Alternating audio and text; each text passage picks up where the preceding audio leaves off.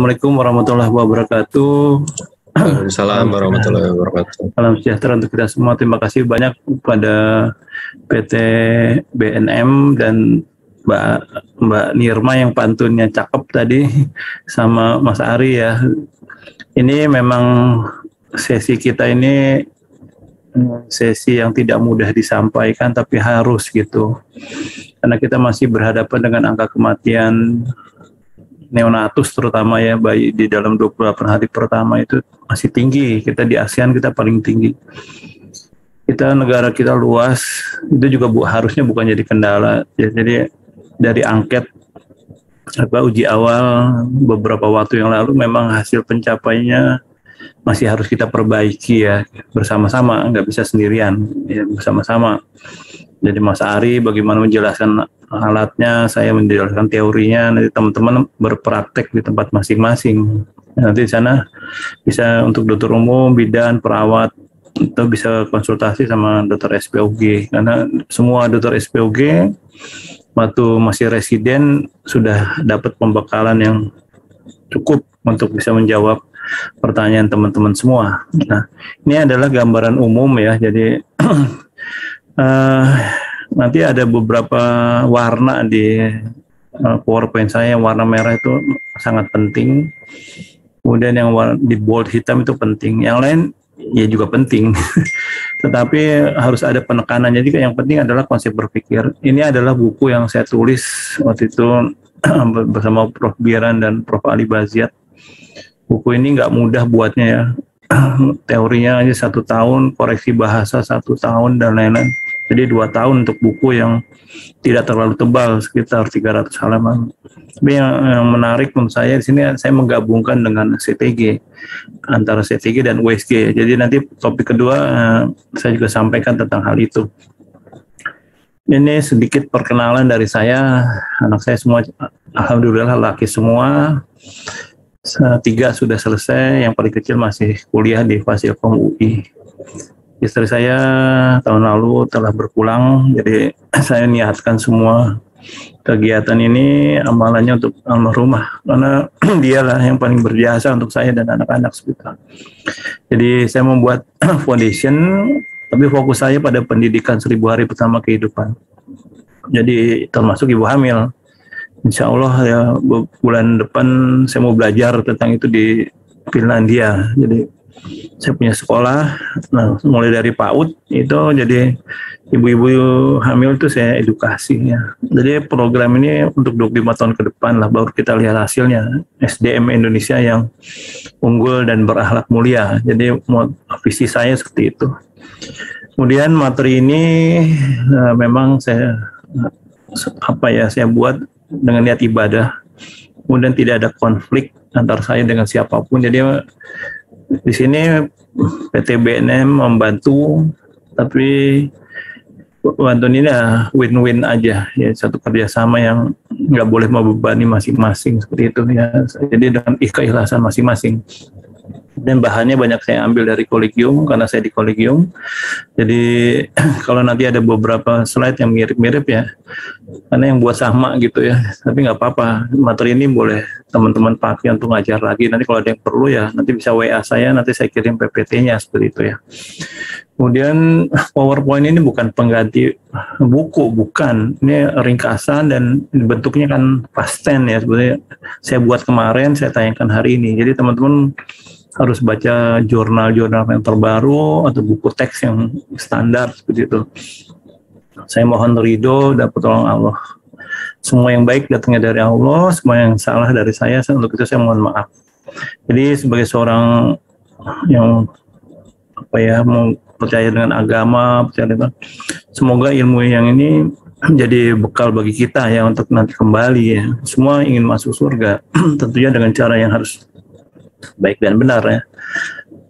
Nah, dalam pandemi COVID ini yang nggak tahu kapan berakhir dan atau mungkin juga akan berubah menjadi endemi, karena saya lihat di running text kemarin, jika kasus kita udah mencapai 1,9 juta per tahun, maka namanya jadi ganti, jadi endemis ya, jadi kayak malaria ya. Jadi saya nggak tahu apakah nanti ada daerah-daerah tertentu atau seluruh Indonesia jadi endemi. Malaysia juga udah mengumumkan hal itu menjadi endemi. Nah, untuk kita sebagai tenaga kesehatan, APD yang kita pergunakan harus baik ya, minimal level 2, dan tolong perhatikan maskernya harus benar-benar bagus ya, asli, karena beberapa waktu yang lalu saya dapat edaran dari 3M beredar masker palsu yang terutama yang tipe 1860 itu. Ya, jadi saya kemarin diskusi dengan 3M Indonesia, ya akhirnya kita tahu yang palsu seperti apa. Mudah-mudahan teman-teman semua sudah divaksin 3 kali ya, untuk nakes 3 kali. Kemudian hari ini kita memanfaatkan telemedicine. Nah, jadi suka nggak suka COVID membuat kita harus beradaptasi. Masker jangan lupa 2 ya, dalamnya medis, luarnya kain boleh, tapi jangan dibalik, kain di dalam medis di luar. Saya lihat beberapa teman masih ada yang terbalik seperti itu ya. Alasannya yang luar bisa dibuang ganti lagi, tapi kan nggak gitu proteksinya. Ya jangan abai teman-teman ya. Kematian COVID masih terus terjadi. Acara ini didesainnya hanya teoritis ya, jadi jangan. Jadi saya udah ikut acaranya Dr. Yudi, saya jadi kompeten enggak. Acara ini hanya teori, bukan pelatihan. Jadi kalau nanti mau ikut pelatihan ya silahkan bisa datang ke RSPAD atau tempat lain yang modulnya sudah ada di POGI ya. Jadi kita ikuti yang sudah dibuat di kolegium, kemudian dipakai juga di POGI oleh Pogja USG. Jadi ini terkait dengan USG dasar obstetrik ginekologi. Kemudian hati-hati juga tentang bermedsos, ini juga ada fatwanya dari MKEK ya, tinggal dibaca aja. Jadi jangan ada sara atau ujaran kebencian dan sebagainya. Nah, kita masuk ke materi. Jadi ini adalah contoh bagaimana kita menggabungkan USG dengan CTG.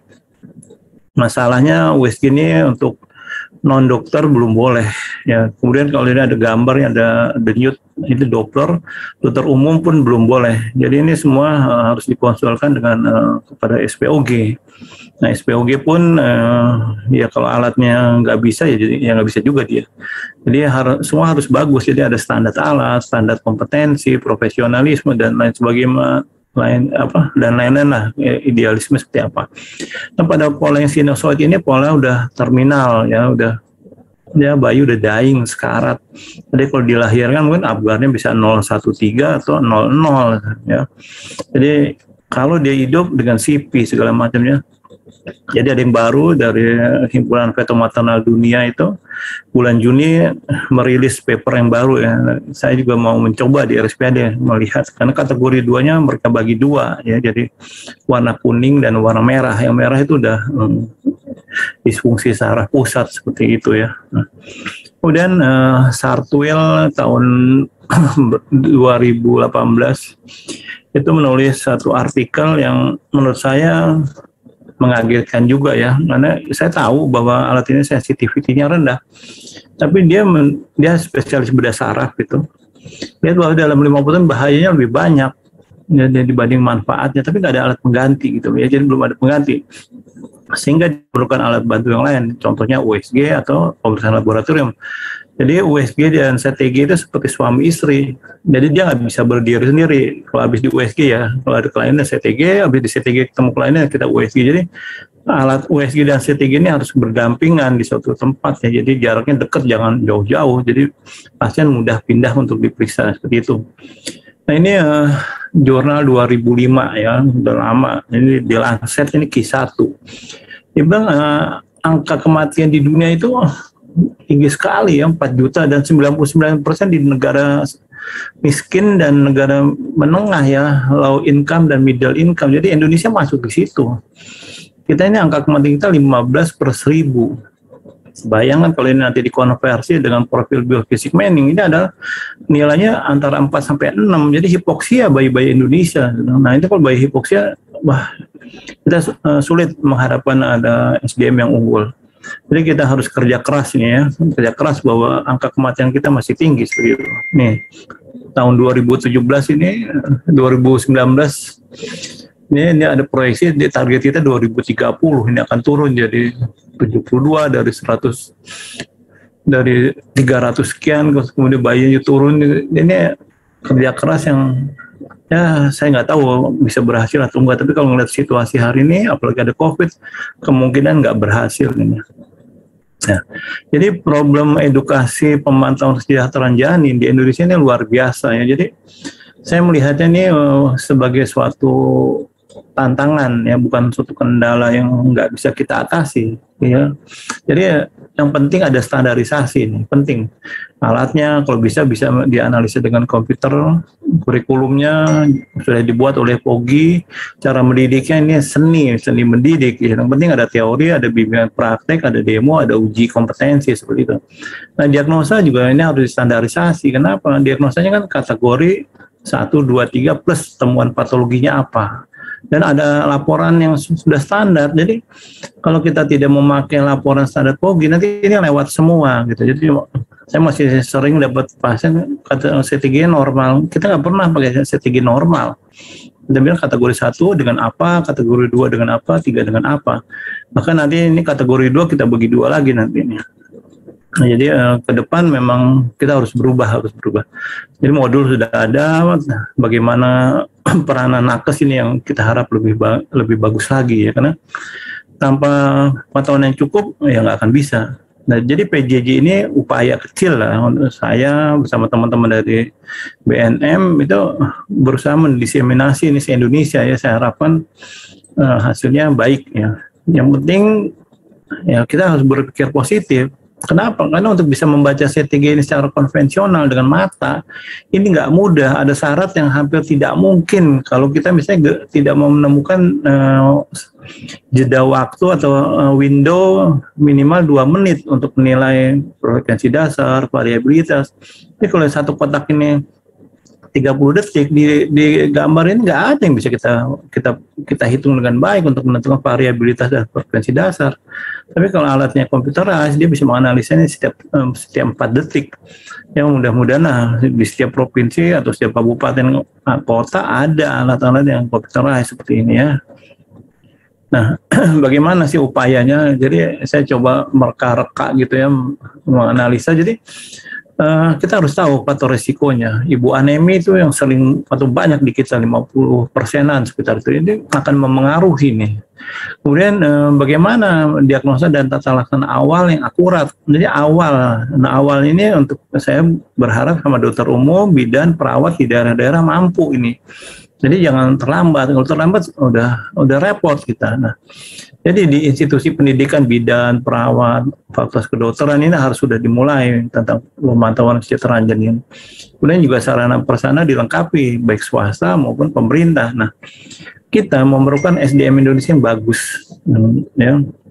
Jadi dia seperti ini, unggul, beretika, kompeten, tahu tata laksana berbasis bukti, dan komunikatif serta inovatif. Karena kalau dia CTG-nya konvensional, bagaimana dia meningkatkan akurasinya ya. Jadi di suatu tempat ya, yang angka persalinnya tinggi, training berkala setiap bulan itu wajib dilakukan. Kenapa? Karena di Prof. Arul Kumaran dari Inggris itu ada nanti mungkin yang sesi kedua ya, 2 minggu lagi, itu saya akan menunjukkan di situ bahwa di level Inggris saja masih terjadi kecelakaan ya. Jadi diagnosanya salah, manajemen salah, itu mencapai 60%. Dan itu yang menarik adalah kesalahan itu di mana? Di dokter ya. Jadi dokternya yang nggak mau belajar atau nggak mau tahu atau nggak komunikatif sebetulnya. Nah, di Indonesia berapa angkanya saya nggak tahu, mungkin lebih dari 60% mungkin. Nah, ini tahun 2001 tentang pelatihan. Jadi pelatihan settingnya sangat penting, terutama pada tempat-tempat yang persalinannya sehari lebih dari 10. Itu kalau lebih dari 10 sehari kan sebulan udah 3.000. Ya, jadi itu harus dilatih setiap minggu atau setiap bulan nanti. Nah, jadi penting ini. Jadi CTG ini sangat sensitif dan karena ya sulit dipelajari, mudah salah, sensitivity rendah. Jadi inilah yang menjadi seni bagaimana kita belajar CTG. Kemudian ini juga masih tentang pelatihan ya. Jadi kalau yang tadi penting untuk keselamatan janin ini Q2 pada jurnal yang British ini ternyata nggak ada buktinya ya. Jadi luaran Indonesia masih tetap tinggi. Jadi gimana sebetulnya, ada apa gitu ya. Jadi kita memerlukan suatu cara bagaimana mengedukasi. Jadi seni belajar CTG ini, saya udah belajar CTG sejak 30 tahun yang lalu karena anak saya pernah ada diserasi variabel pada 32 minggu. Jadi saya pelajari sampai hari ini tetap aja masih belum paham gitu ya. Jadi ada sesuatu yang harus kita perbaiki. Nah, jadi di sini kita lihat sensitivity-nya cuma 25%. Kita perlu naik. Nah, naik pun sampai 60% ini yang computerized. Sehingga alat CTG ini tidak bisa untuk screening, karena untuk screening perlu 65%. Jadi sekarang sudah memakai yang baru yang 2021 ini kode warna hijau, kuning, merah ya. Kemudian kita menggabungkan dengan profil biofisik mining. Ini adalah konsep berpikir bagaimana kita menata laksana ini. Kita mulai dari kenal faktor risiko, kita punya apa, dan mulai dari 30 minggu kita periksa. Di sini COVID akan memengaruhi karena dia bisa juga, sekarang ada satu paper baru bahwa sudah terbukti placental transmission gitu ya. Jadi papernya baru bulan Juli. Jadi kita harus hati-hati. Jadi kerusakan di sini yang paling penting ada kerusakan di placenta. Jadi kita bisa lihat nanti aliran darahnya bagaimana CTG-nya segala macam ya. Jadi ini penting. Jadi USG dan CTG, kemudian manajemen berbasis bukti. Nah, jadi konsepnya dimulai dari persiapan prahamil, lingkungan hamil seperti apa, kita belajar apa, kemudian kita punya alat apa. Jadi alam rahim ini kita bisa intip dengan alat USG, dengan alat CTG. Ya, dari situlah kita akan menyiapkan SDM Indonesia yang unggul dan berakhlak mulia. Jadi problem angka kematian ibu, angka kematian neonatus atau perinatal mudah-mudahan bisa kita capai sesuai target pada 2030. Jadi di sini perlu kolaborasi. Jadi saya perlu BNM karena saya perlu alat CTG untuk mengedukasi karena saya nggak punya alat itu. Tapi BNM juga perlu kita untuk dokter nakes yang belajar, yang melakukan di lapangan seperti itu ya. Jadi saat antenatal memang kita harus memakai alat-alat yang canggih, tetapi keterampilan klinis tetap nomor satu. Baru USG atau CTG kan itu alat penunjang. Ada standarisasi yang sudah dibuat oleh POGI, kita harus ikut. Ya, kalau enggak nanti ya terjadi kelalaian medik. Ya, jadi USG sama CTG nggak bisa dipisahkan dan kategori 2 plus penyulit harus dimanfaatkan. Nah, ada yang menarik, Prof. Tahun lalu seorang profesor dari jantung di UI nulis buku ya tentang kalbu yang salim itu artinya kalbu itu hati yang baik gitu ya. Nah, itu ternyata hasil penelitian di luar membuktikan bahwa di SA node jantung ini ada sel-sel saraf. Jadi kalau kita lihat pada saat kita embriologi 4 minggu, yang pertama kali berdenyut adalah jantung. Dia akan menyebarkan sel-sel untuk menjadi organ yang lain. Dan di dalam komponen itu ada sel saraf yang ikut disebar kemana-mana. Jadi di Cardio-Regulatory Center yang ada di medulla oblongata bisa berkomunikasi dengan SA node, yang di sekitarnya ada sel-sel glia, sel saraf. Jadi fungsi luhur di sini untuk keimanan. Jadi kalau kita nyontek, kenapa jantung kita yang deg-degan? Kenapa bukan otak kita? Otak berpikir mau berbuat jahat, tapi yang bereaksi adalah jantung kita. Itu jadi untuk keimanan kita dikontrol oleh sel-sel saraf yang ada di jantung. Termasuk nanti adalah variabilitas. Variabilitas ini antara Cardio-Regulatory Center dengan SA node ini berkoneksi.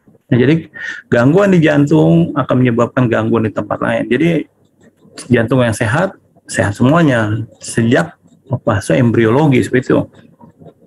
Tata caranya sederhana, kita tanya jawab, periksa fisik, yang canggih, USG, CTG. Gitu. Nah, ini ada kartu gerak di RSPD, kita udah pakai, udah lama ini, hampir 20 tahun lebih.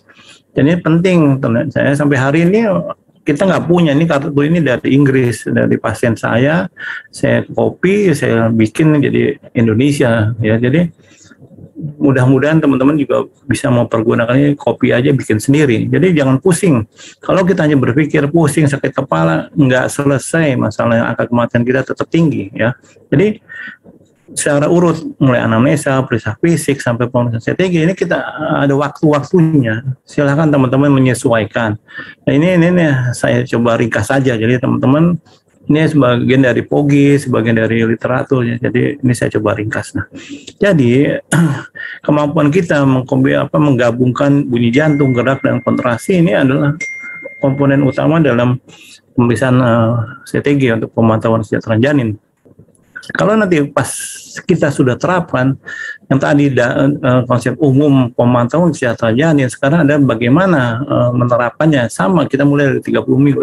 Di sini temuan-temuan patologi ini harus ditulis, nggak bisa. Ya, kalau kategori 1 oke, masih bisa antenatal seperti biasa untuk 1 minggu ke depan. Tapi kalau 2 ini yang repot sekarang, dia dibagi 2. Ada yang kuning, ada yang merah nanti. Jadi kalau yang merah itu harus dilahirkan bayi itu dalam waktu kurang dari 2 jam. Tapi kalau sampai bunyi jantungnya di bawah 80, itu dilahirkan dalam waktu kurang dari 30 menit. Jadi OK-nya harus standby setiap saat, gitu ya. Dan ini penting untuk rumah sakit yang OK-nya masih terpisah dengan kamar bersalin. Ini adalah konsep dasarnya, bagaimana 4 center, fetal movement, retikular, fungsi luhur, ada nafas, kemudian ada jantung di sini, medulla oblongata di sini. Ini empat ini yang utama aja, yang 4 utama. Dia berkorelasi dengan proprioseptif yang ada di sini, makanya fetal peak count itu gerakan janin penting. Kemudian di jantung ada SA node, pacemaker dan sebagainya, ada di adrenal, ada di tulang belakang, ada di usus segala macam. Jadi patologi-patologi di organ itu akan mempengaruhi hasil CTG. Belum lagi nanti kalau dasar, jadi prahamil sudah ditemukan penyakit. Misalnya anemi, hipertensi, diabetes, atau asma, itu akan mempengaruhi sini. Jadi saat pembuahan sudah terjadi kondisi yang hipoksia. Ya, hipoksianya tingkat selular. Jadi kalau nanti ada di CTG 30 minggu, itu terlalu jauh kerusakannya. Dari sejak pembuahan dia sudah hipoksia, kita baru pakai CTG di 30 minggu. Dengan USG kita bisa tahu pertumbuhan janin 1 mili per hari pada trimester pertama. Jadi kalau tidak mencapai itu adalah early sign of IGR. Jadi IGR pada trimester pertama udah bisa dideteksi. Belum lagi kalau nanti kita lihat Doppler artery uterina, itu ada notching segala macam ya. Jadi kita terlalu jauh, terlambat kalau CTG ya. Ada 30 minggu yang kita nggak tahu itu. Ya, jadi hati-hati. Jadi kalau kenali faktor predisposisi, kemudian kita balik, kalau di sini tahikardia berarti udah ada gangguan enzim, kalau dia bradikardia sudah ada kematian sel. Jadi kita bilang inform sama pasiennya, Bu ini sudah ada kerusakan di janinnya. Kita harus lakukan tindakan, apakah dilahirkan sekarang atau kita tunggu pematangan paru misalnya ya. Jadi itu sangat dinamis. Nah, ini tahun 2019 3 orang peraih Nobel itu meneliti tentang sel, bagaimana dia bereaksi, beradaptasi dan terhadap ketersediaan oksigen. Ini sangat cepat responnya dan ini sangat mempengaruhi kualitas. Nah, di sini kita lihat. Jadi ini tahun 2011 ya, si Warrender ini. Jadi kalau ibu hamil itu anemi, suaminya juga misalnya anemi atau ada penyakit, kualitas telur dan kualitas spermanya sudah jelek. Jadi dia hamil dalam kondisi sudah insufisiensi oksigen kronik. Itu sejak fertilisasi. Terus kapan kita bisa deteksi ini? Ya, kita terlambat ya. Jadi udah misalnya bayi kecil itu terlambat, nanti udah dimasuk fase adaptasi primer. Kemudian jadinya geraknya berkurang, udah lagi jauh lagi ya, udah melakukan adaptasi sekunder. Bahkan sampai nanti terjadi dekompensasi dan kematian. Jadi tadi di slide yang awal yang sinusoidal dia udah masuk ke sini. Ya, pola DJJ agonal udah memati. Nanti kita akan ulang di kasih yang berikutnya. Ini yang baru tadi saya sampaikan. Jadi ada warna kuning dan merah ini pada kategori 2. Ini penting ya. Jadi harus dipahami ini. Kemudian nanti dilihat di korelasi di CTG USG ini pada bayi IGR bagaimana dokternya. Jadi ini 1, kalau ini 2 saya bilang 2A dan 2B, ini 3. Tapi kan nggak bisa gitu. Jadi ini 1, 2 dan merah ini 3. Merah ini sudah masuk ada di kategori 2 nih. Kalau dulu warnanya putih semua nih, emang nggak dikasih warna. Sekarang 2021 dikasih warna karena hasil penelitian di Amerika menunjukkan bahwa CP, kerusakan cerebral palsy atau kerusakan neurologi sudah muncul di kategori 2. Ya, jadi hati-hati. Jadi kalau misalnya di sini variabilitasnya sudah di bawah 5 atau minimal, ini udah dianggap 3 ini. ya sekarang. Jadi kalau aturannya ya dalam 2 jam bayi ini udah harus lahir, dalam 2 jam. Nah ini kalau bayi kecil dengan hipotesa Barker, jadi dia akan sudah membawa penyakit sejak kandungan, kemudian ini adalah penyakit-penyakitnya termasuk kanker, umurnya lebih pendek segala macam ya. Nah. Kemudian bidan kita, perawat kita, dokter kita harusnya nungguin pasien ini 30 menit bicara, dinilai segala macam, nggak boleh ditinggal. Kemudian laporan ini adalah standar POGI yang ini harus kita isi ya. Jadi kemudian ini Kohren ini luar biasa ya, hebat ya, dia menganalisa, tapi dia juga bilang bahwa pilihan itu tergantung sama pasien, tergantung pada kondisi, dan tergantung sama kita ya, mau gimana, karena alat ini ya kalau salah malah meningkatkan angka kejadian sesar dan tindakan vakum atau forceps.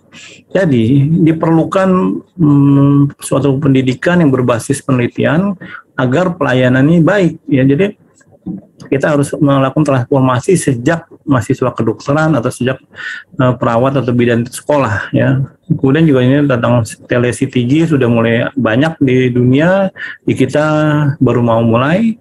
Kemudian ini 2012 mereka udah pakai 5 kategori, waktu itu Prof. Biran sama saya juga belum berani, 3 aja belum selesai apalagi 5. Tapi hari ini kita tunggu ternyata di 2021 tetap pakai kategori 1, 2, 3 warnanya diambil ya. Jadi kalau yang 2020 ini warnanya ada 5 di sini ya, hijau, biru, tapi sekarang enggak, hijau, kuning dan merah ya, orange nggak ada, biru nggak ada ya. Jadi kita tadi 3 itu. Nah ini, jadi kita cuma punya 3 warna dengan kategori 3 sama, terus temuan patologinya mesti sebut. Jadi variabilitas di bawah 5 itu udah masuk kategori 3 ya. Jadi itu yang bisa saya sampaikan, bahwa tolong kalau kategori 2, 3 rujuk semua bidan, semua perawat, semua dokter umum merujuk ke SPOG. Karena dia akan melihat ada apa di USG-nya, ada apa di CTG-nya, bagaimana, apakah sudah bisa dilahirkan sekarang atau ditunda. Tapi kalau dia warna merah nggak bisa ditunda karena dalam 2 jam harus lahir dan perlu ruang NICU yang baik ya. Jadi ke depan ya, diharapkan teman-teman atau kita semua akan mulai melakukan yang namanya integrated score index ya. Jadi ini untuk memprediksi asidemia janin ya. Kemudian intervensinya benar dan memang harus dilakukan penelitian di Indonesia. Jadi mudah-mudahan saya di sini ada Dr. Vinekri di RSPAD, kita bisa melakukan ini sehingga ke depan adik-adik kita, PPDS kita, koas kita bisa lebih bagus dari kita saat ini ya. Demikian itu Mas Ari. Saya akan lanjut ke kedua ya. Baik dokter.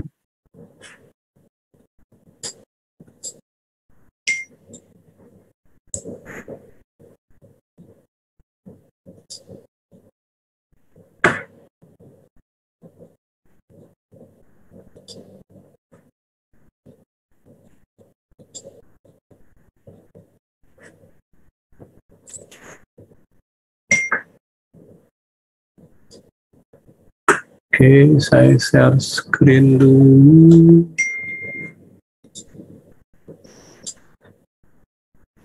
Apakah sudah kelihatan, Mas Ari? Sudah, dokter. Oke, kita ya sedikit aja nih, ini bukan pelajaran USG, bukan, tapi sedikit teori tentang USG, peranannya dalam pemantauan sejahtera janin. Bukunya sudah ada, saya sudah wakafkan dalam bentuk e-book, silahkan diunduh aja, nanti bisa tanya ya. Kemudian ini saya, untuk USG juga sama ya, persiapannya alat-alat APD-nya, tapi sini ada sekat antara pasien dengan kita dengan USG, jadi jangan sampai dia batuk atau apa langsung kena muka kita, karena kita jaraknya dekat ya, jadi antara tempat tidur pasien sama USG ada sekat ya, seperti itu. Kemudian antara kita sama pasien juga ada sekat juga ya.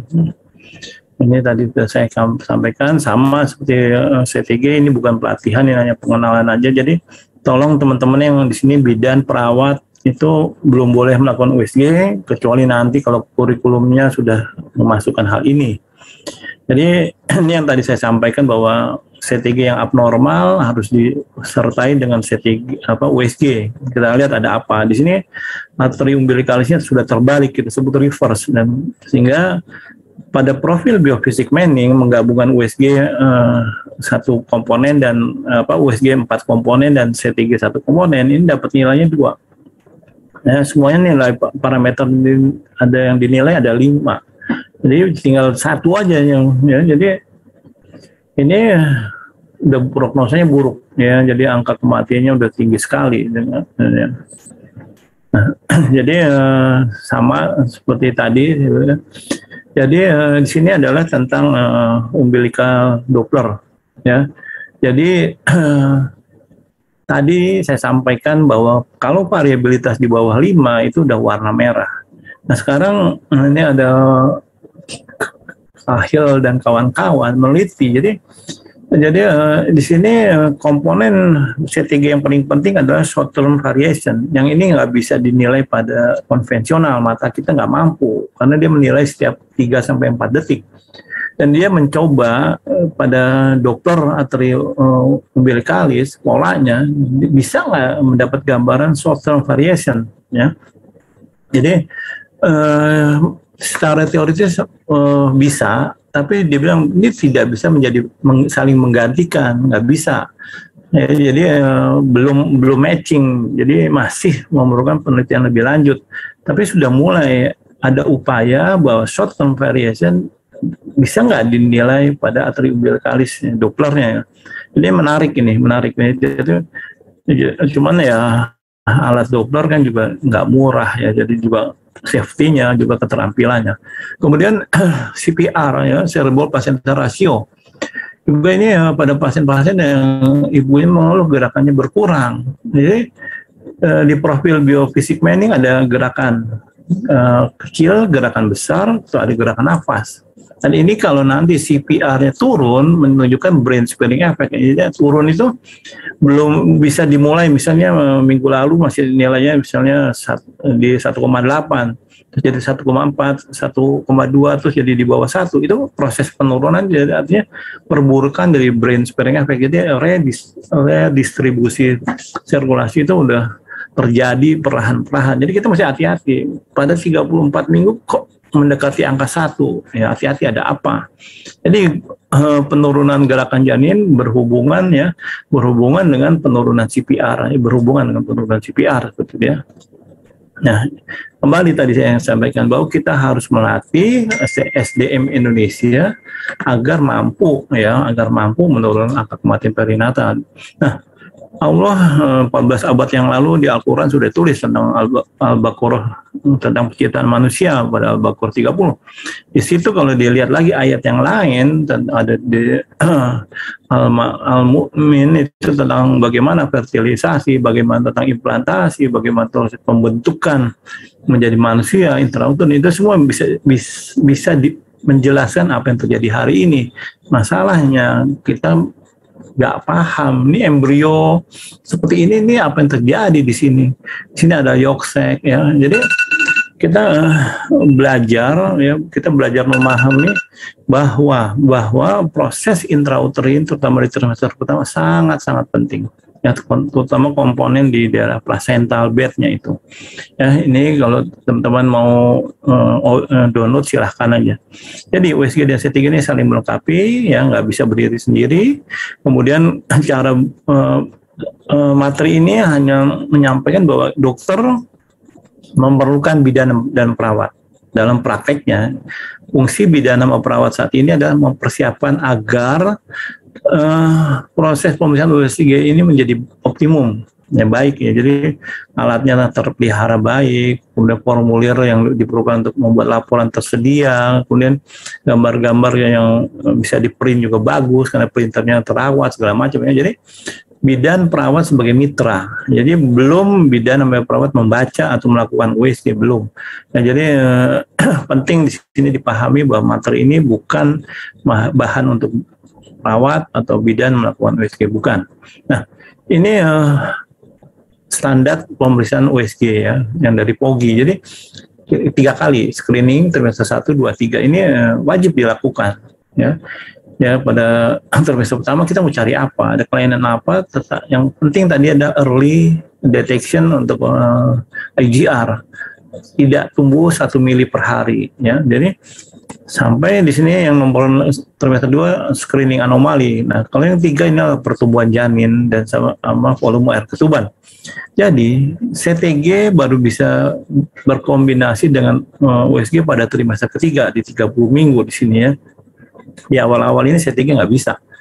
Kemudian apa yang mesti dilakukan secara standar ya, mulai dari bentuk kantong gestasi, kecepatan tumbuh, kemudian biometri bagaimana, apakah sesuai, berapa taksiran beratnya, terus bagaimana volume air ketuban, bagaimana keadaan plasenta ya seperti itu. Jadi proses ini yang harus sama-sama diingatkan. Jadi kalau dokter obginya lupa, perawatnya bilang, dok ini 11-14 minggu dok, ini lakukan screening, ini 18-22 lakukan screening, ini 28-32 lakukan screening. Jadi perawat bidan mengingatkan dokter, kemudian dokter harus mau diingatkan, jangan keras kepala. Kan saya yang dokter itu bukan, nggak boleh gitu. Kita bermitra, yang nggak ada yang lebih pintar. Yang pintar adalah tim work, jadi bukan sendiri-sendiri ya. Jadi nggak boleh ada jagoan-jagoan ya. Kita adalah tim. Gitu. Ini tujuannya ya mengenalkan segala macam ya. Buku manual harus ada di tempat kita praktek, nanti kita bisa tahu nih tombol apa untuk apa. Kemudian fisika dasar tentang keamanannya. Jadi MITI harus di bawah 1. Jadi perawat bidan bisa lihat di layar monitor di atas kanan itu ya. Dok, ini TI-nya udah dari 1 dok. Oh ya, terima kasih mbak, gitu. Jadi yang diemin aja, kesian bayinya. Kan kita bekerja dengan sistem alara, dengan energi serendah mungkin, dan asap waktu secepat mungkin. Dan kalibrasi, dok alat ini harus dikalibrasi dok bulan depan. Nanti mungkin ada waktu mungkin 1-2 hari alat ini belum bisa dipakai. Jadi kita tahu informasi seperti itu. Jadi suara ini akan datang kena janin, nabrak janin, semakin tinggi frekuensinya, semakin lama pemeriksaannya, dampak pada sel janin semakin berat, begitu ya. Jadi kita harus paham resolusi, paham kedalaman, paham kemampuan alat USG membedakan 2 titik. Ini komponen-komponennya, ada yang utama, ada yang penunjang, silakan aja disediakan. Kemudian kalau alat ini tidak dipelihara dengan baik, apalagi layarnya tidak sering disentuh-sentuh, dipegang-pegang, jadi kotor, probe-nya ini ada jelinya nggak pernah dibersihin, jadi bisa menularkan infeksi segala macam ya. Jadi pelihara dengan baik alat-alat ini ya, mau yang portable, mau yang biasa. Kemudian pilih probe ya, kalau objek kita pakai curve array ya. Nah, kemudian ada panduan sudah dibuat oleh POGI ya, jadi bagaimana kita belajar tentang fungsi, bagaimana keamanan, kemudian bagaimana aplikan itu mengatur alat-alat kita agar sesuai dengan standar POGI. Jadi teman-teman di daerah atau di manapun cepat nanti hubungi aplikannya, alat saya sudah sesuai standar POGI atau belum, seperti itu ya. Jadi bukan alat yang mahal, tapi yang harus benar-benar. Knobologi ini yang paham adalah aplikan, jadi kita belajar jangan sampai alat USG hanya untuk buat gambar yang nggak jelas. Ya, kita harus tahu mana body mark, mana fungsi Doppler segala macam. Jadi di sinilah kita belajar mengenai fungsi-fungsi itu. Nah, keamanan nomor 1. Jadi jangan sampai sel bayi itu rusak atau sel ibu itu rusak karena MITI-nya di atas 1 dan kita bekerja terlalu lama. Idealnya semua ini dapat diselesaikan dalam waktu kurang dari sebetulnya 6 menit. Kalau ada yang 6 langkah dari ISOP itu USG dasar terbatas itu 6 menit. Tapi kita nggak bisa. Saya udah coba berkali-kali, diri saya tuh paling cepat juga 8 menit. Ya, akhirnya ya kita pakai 15 menit karena untuk uji kompetensi residen 15 menit, jadi satu pasien 15 menit. Kecuali kalau kayak saya misalnya ada klien yang kognital mayornya banyak, itu bisa jadi setengah jam itu, walaupun udah dicepet-cepet dong. Karena menjelaskan ke pasien kan yang susah. Ini adalah daerah aman ya. Jadi thermal index untuk obstetri yang aman 0,7. Tapi kita masih pakai di bawah 1. Boleh 0,8, boleh 0,9. Kenapa? Karena alat USG di Indonesia kan beragam. Ya, dari Aceh sampai Papua, dari Manado sampai Jawa Barat, itu kan beda-beda semua alatnya. Jadi nggak bisa dipatok yang strict, nggak bisa. Jadi kita cari range yang aman aja ya. Jadi kalau di bawah 1 kita punya waktu pemeriksaan itu kurang dari 60 menit ya. Kalau di sini bisa lama ya. Tapi jangan sampai di atas 1 karena waktunya makin pendek nih ya. Alat ini juga harus bisa mendokumentasikan dengan baik, ada syaratnya. Bisa di-print, bisa di-save ke flash disk, bisa dikirim pakai DICOM segala macam. Nah, kemudian disimpan undang-undang arsip itu ternyata 10 tahun. Kalau CTG disimpannya tadi 25 tahun sampai anak itu bisa jadi sarjana. Nah, ini yang DICOM tadi, hati-hati kalau mau mentransfer data ini, pilih dulu tombol menghilangkan data pasien. Jadi waktu ditransfer hanya ada gambar sama keterangan sedikit. Jadi ini kita takut gambar ini disalahgunakan gitu kalau ada nama pasiennya. Gitu.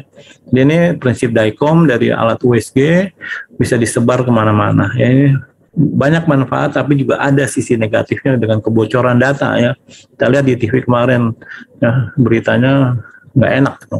Nah kalau ada gangguan, ambil buku manual yang tadi di depan saya bilang nomor 1, taruh di dekat mesin USG, cari dulu. Kalau kita nggak tahu, ya telepon. Sekarang sudah ada beberapa alat USG yang bisa dipandu dari jarak jauh. Tekan ini, tekan itu, tekan ini. Oh ini dok rusaknya. Saya pernah mencoba seperti itu. Dok ini alatnya rusaknya parah dok. Dokter berhenti, nggak bisa praktik dok pakai alat ini ya. Jadi ganti alat USG yang lebih sederhana. Jadi saya nggak bisa menjawab konsul kalau alatnya diganti seperti itu ya.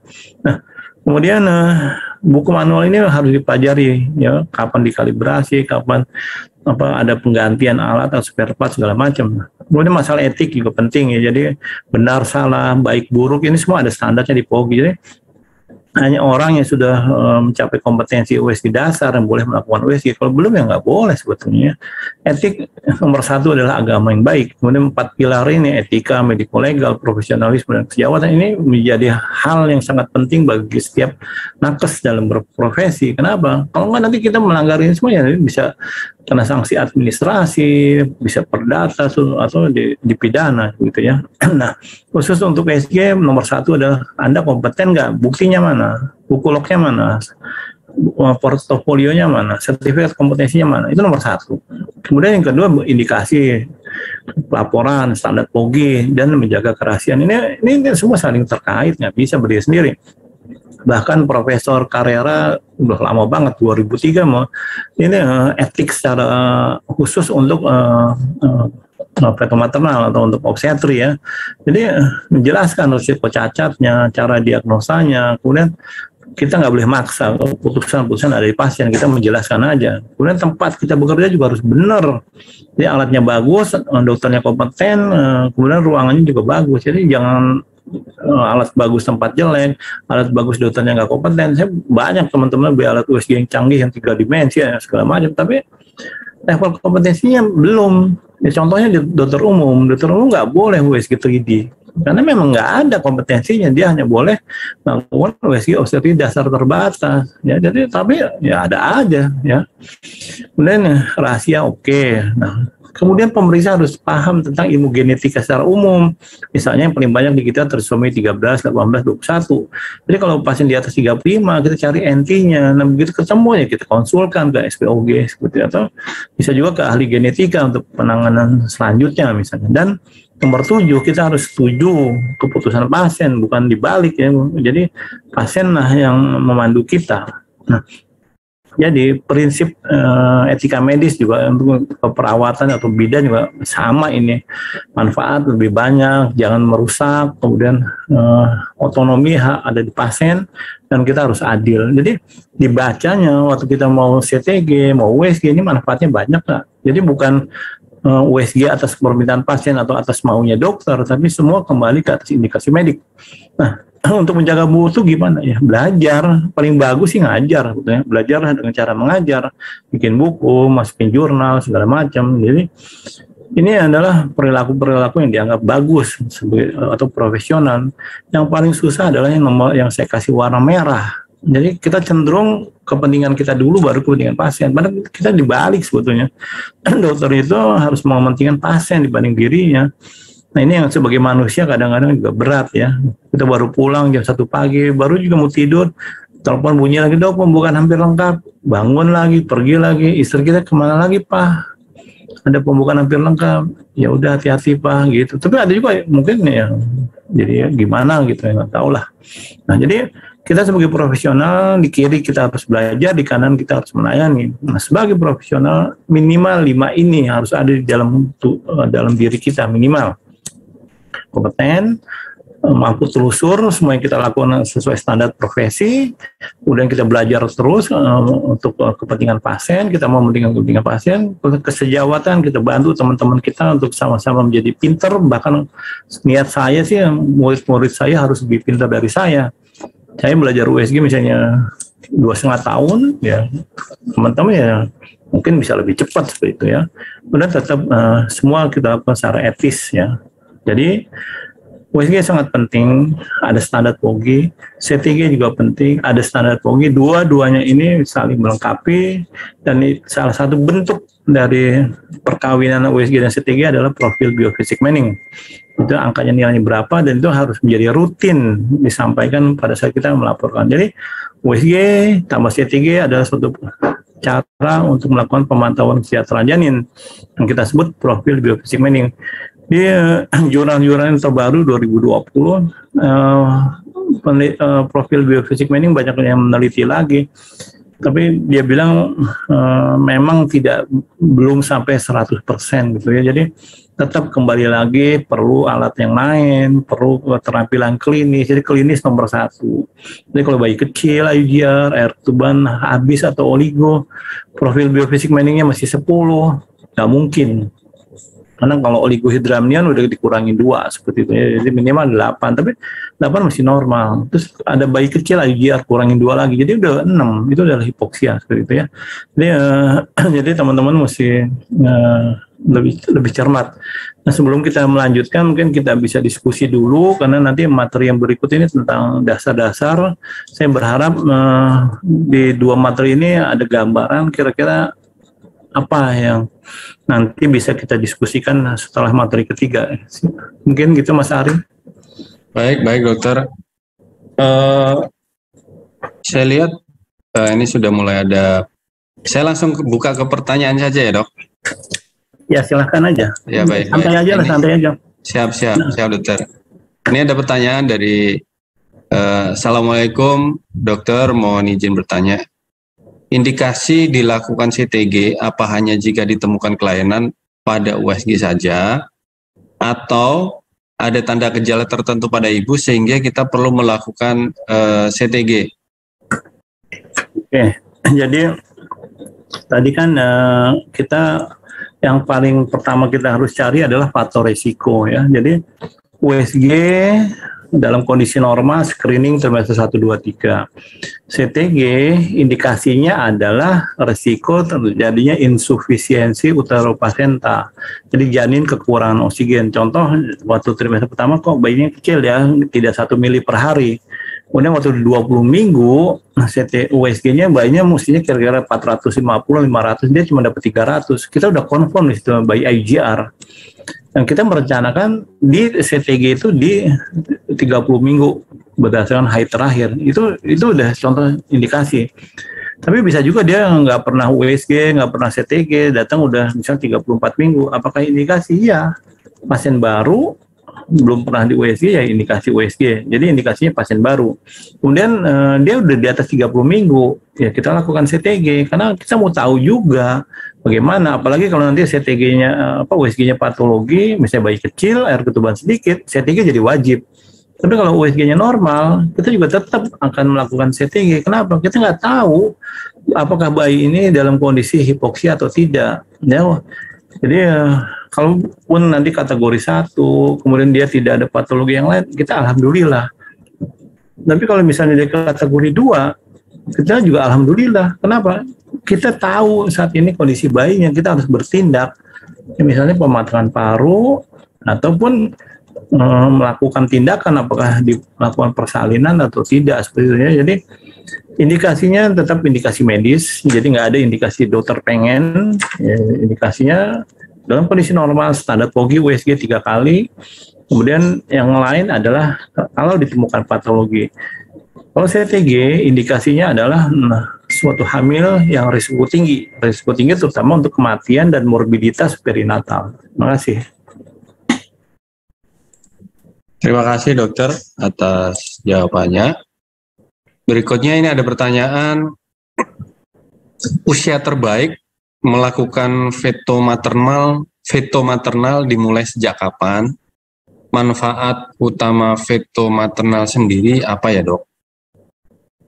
Jadi kalau veto maternal itu kan kalimatnya menjelaskan ibu dan janin, tapi yang dimaksud pertanyaan itu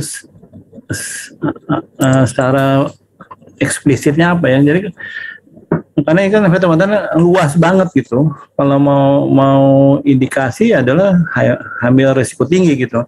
Jadi kehamilan risiko rendah itu adalah porsinya boleh ditangani oleh dokter umum, bidan, perawat ya. Tapi masalahnya kita harus jeli, dari low risk bisa tiba-tiba high risk tuh. Contohnya dia misalnya hamil pertama semua bagus, HB bagus, bayinya bagus, nggak ada riwayat darah tinggi.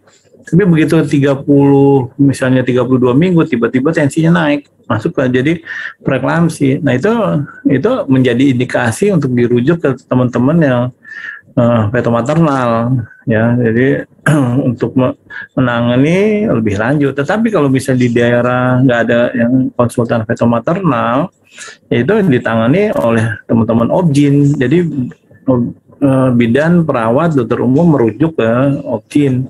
Nah seperti itu. Jadi ini mungkin jawabannya belum memuaskan ya, tapi bisa silahkan nanti maksudnya apa, karena terlalu luas itu. Oh, oke. Nyambung yang tadi ya, Dok, terkait dengan high risk itu ya, Dok.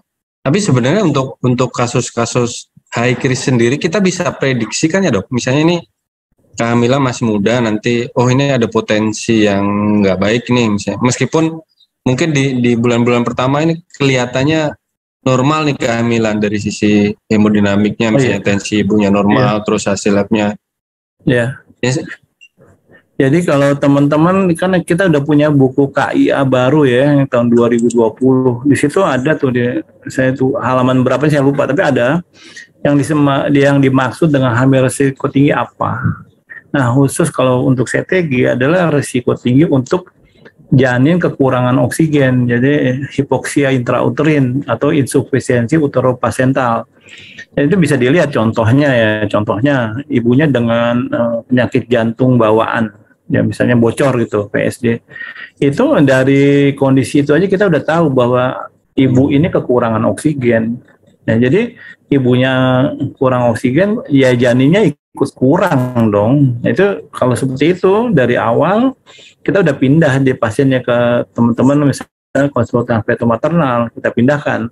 Tapi kalau di daerah nggak ada konsultan veto, ya ditangani sama SPOG. Jadi bidan, dokter umum, perawat merujuk.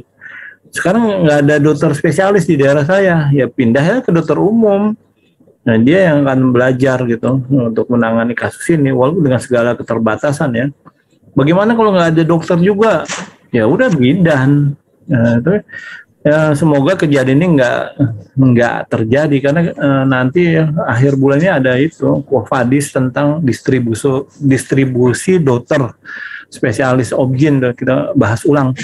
Karena angka kematian ibu dan perinatal kita tinggi dengan COVID ini, mungkin angka kita mirip Afrika, jadi ya, dari 306 naik jadi 1000 kali ya, karena ini angka kematian ibu hamil dengan COVID luar biasa. Saya dapat ada satu daerah dia bilang kalau ibu hamil kena COVID masuk ke rumah sakitnya itu 100% meninggal. Bingung saya, kok bisa begitu ya? Udah terlambat semua. Yuk, dia bilang ya udah kalau udah terlambat, ya kayak saya kemarin di RSPD juga datang, ya udah dari Tangerang, Banten itu.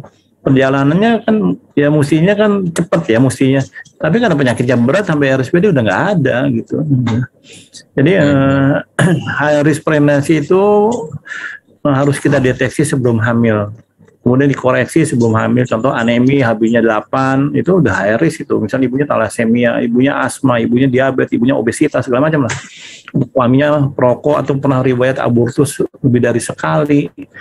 Ya itu juga high risk. Jadi kita mesti pilah betul, tanya betul sama pasiennya pada saat dia datang di kita hamil, ini low risk, high risk. Ya, harus dipilah. Kenapa? Kalau kita samain semua loris, samain semua Harris, kita nanti nggak ngeh gitu ya. Yang mana ini ya? Jadi kalau kayak saya praktek, di tempat saya hampir nggak ada yang loris ya. Ada buntutnya semua tuh, bekas sesar dengan kelainan jantung, kelainan gondok segala macam. Jadi ya memang lelah ya praktik kayak gitu, tapi ya seni ya, senang aja kasusnya banyak ya. Jadi ya itulah Mas Ari. Jadi deteksi itu seni, ya, dokternya ilmunya mesti banyak untuk mencari pasien ini loris atau Harris. Terima kasih. Baik dok. Ini pertanyaan berikutnya, batas waktu minimal pemeriksaan CTG. Kan di CTG itu kan kalau 30 menit, ya. 30 menit ya dok? 30 menit minimal. Oh minimal ya dok? Minimal 30 menit lama. Kalau misalnya di beberapa tempat kan ada yang udah 15 menit atau 20 menit, apakah itu sudah bisa tanda kutip mewakili hasil ya dok? Enggak. Atau enggak bisa ya? Harus 30 menit ya dok?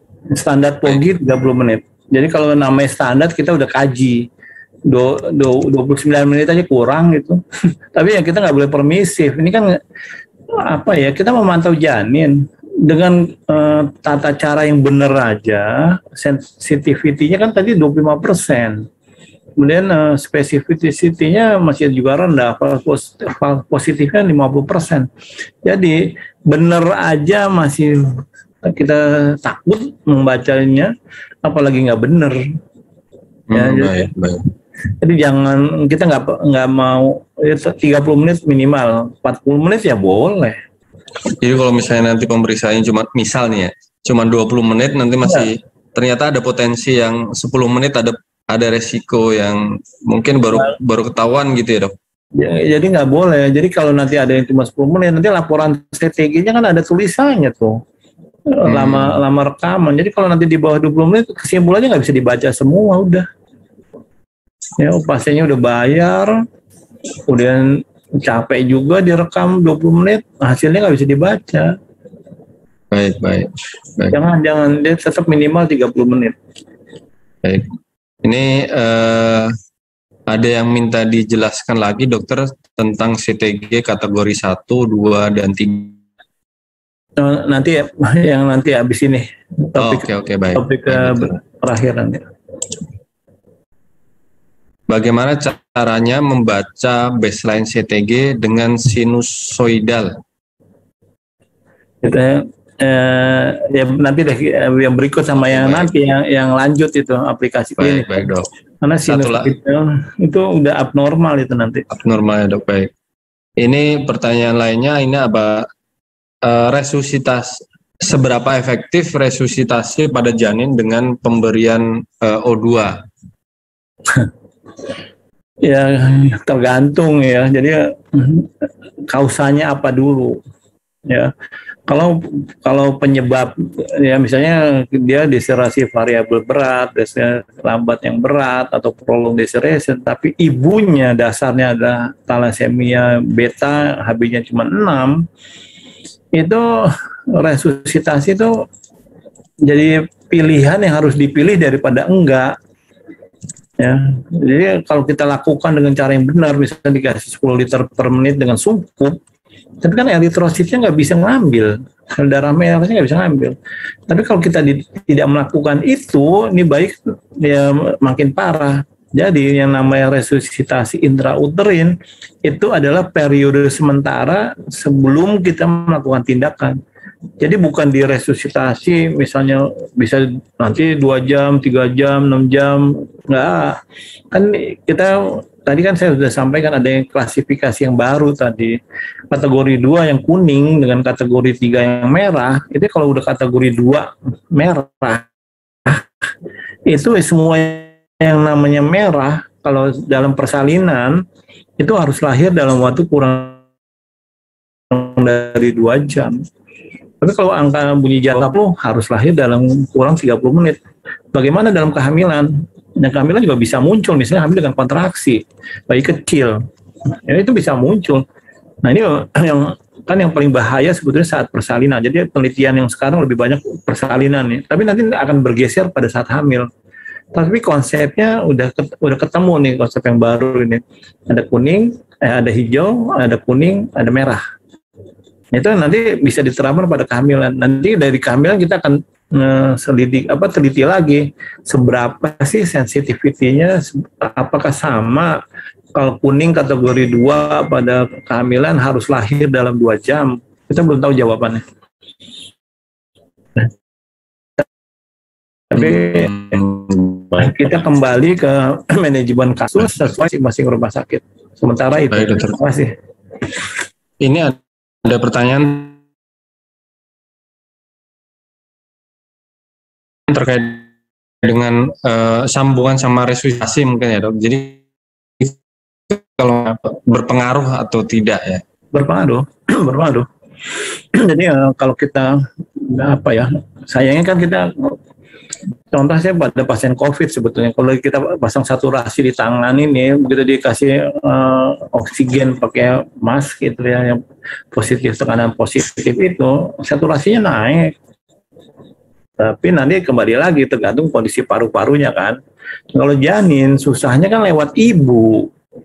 Ya kalau ibunya HB-nya di bawah 11 atau ada penyakit yang lain, ya sehingga transfer oksigen dari sel darah merah ibu udah menuju plasenta itu terganggu, janin itu ya jadi terganggu juga, nggak bisa. Jadi karena tidak direct ya, bukan langsung dari oksigen sini sampai ke bayi, enggak, semua prosesnya dari mulai hidung ibu sampai aliran darah sampai sel darah merah si ibu yang akan menuju plasenta, itu lewat arteri spiralis kan gitu. Ini yang complicated. Tapi jadi kan kita harus lakukan resusitasi. Hasilnya nggak bisa menjamin. Tapi kalau kita diemin, hasilnya pasti buruk. Kan seperti itu. Jadi nggak boleh nggak lakukan resusitasi. Ya. Dengan cara apa? Ya cara yang benar. Jadi kalau misalnya kita di tempat kita cuma aja kanulnya, selang 2 biji taruh di hidung, itu 90% katanya keluar dia. Harus pakai sungkup. Kalau pakai sungkup, sekarang juga ada yang baru, yang ada valve-nya, ada katup.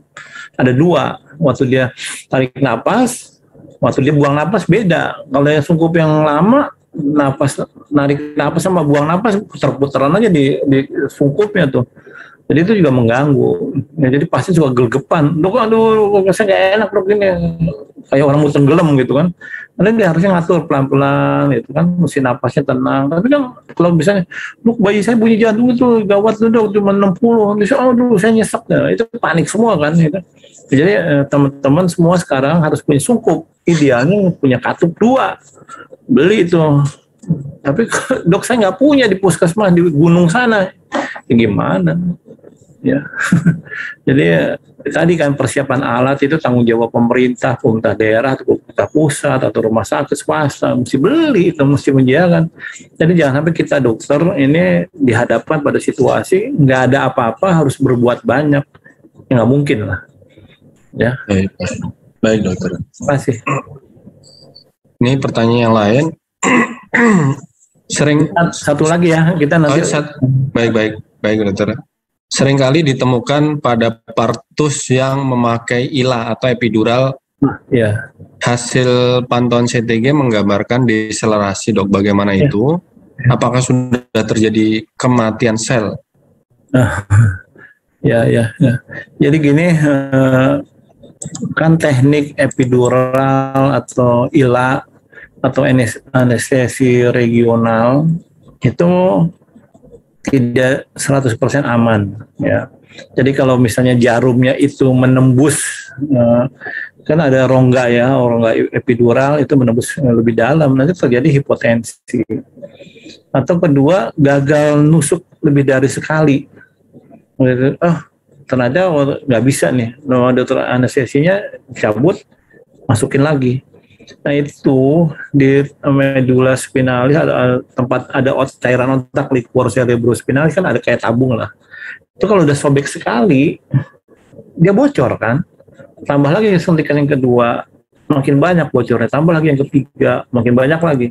Jadi itu akan menyebabkan gangguan sirkulasi dan oksigenasi dari ibu kepada janin. Nah, makanya kalau di negara yang maju, CTG-nya continue.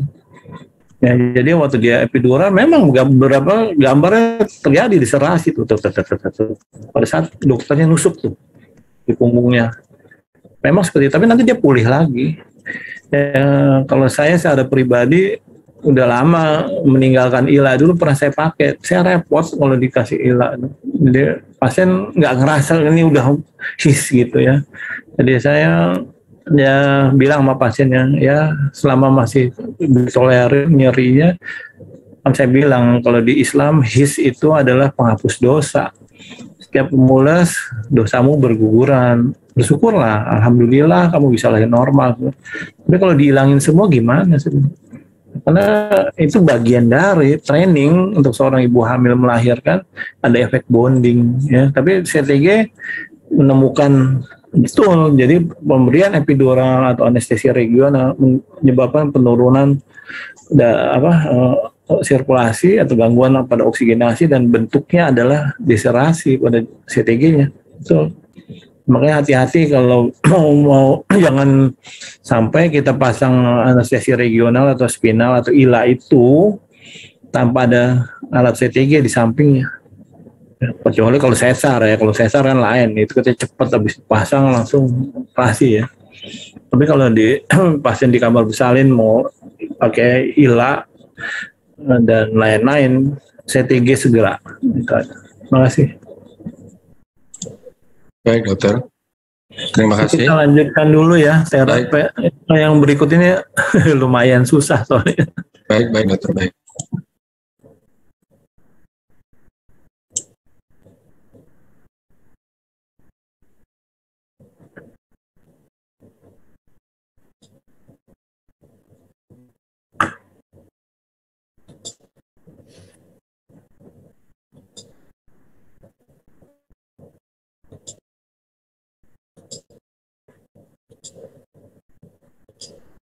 Sudah kelihatan Mas Hari? Sudah dokter. Oke ya teman-teman, kita mungkin ini waktunya sekitar 1 jam gitu ya. Jadi ini dasar-dasar karena ini nanti akan ada kaitannya dengan topik minggu depan ya. Topik 2 minggu lagi itu kita akan belajar bagaimana membaca CTG, kemudian kita belajar bagaimana kasus yang terjadi di luar negeri dan di saya yang kasus dalam negeri, agar morbiditas dan mortalitas perinatal itu bisa minimal ya, kita ingin menurunkan. Nah, dasar-dasar CTG ini tadi kan sudah disampaikan di awal tentang penelitian ya.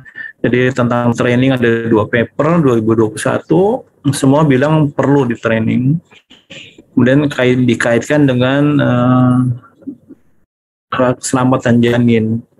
Jadi masih perlu metode yang harus diperbaiki karena dari metode yang ada ternyata luaran perinatal atau keadaan janinnya tidak mengalami perbaikan yang bermakna ya.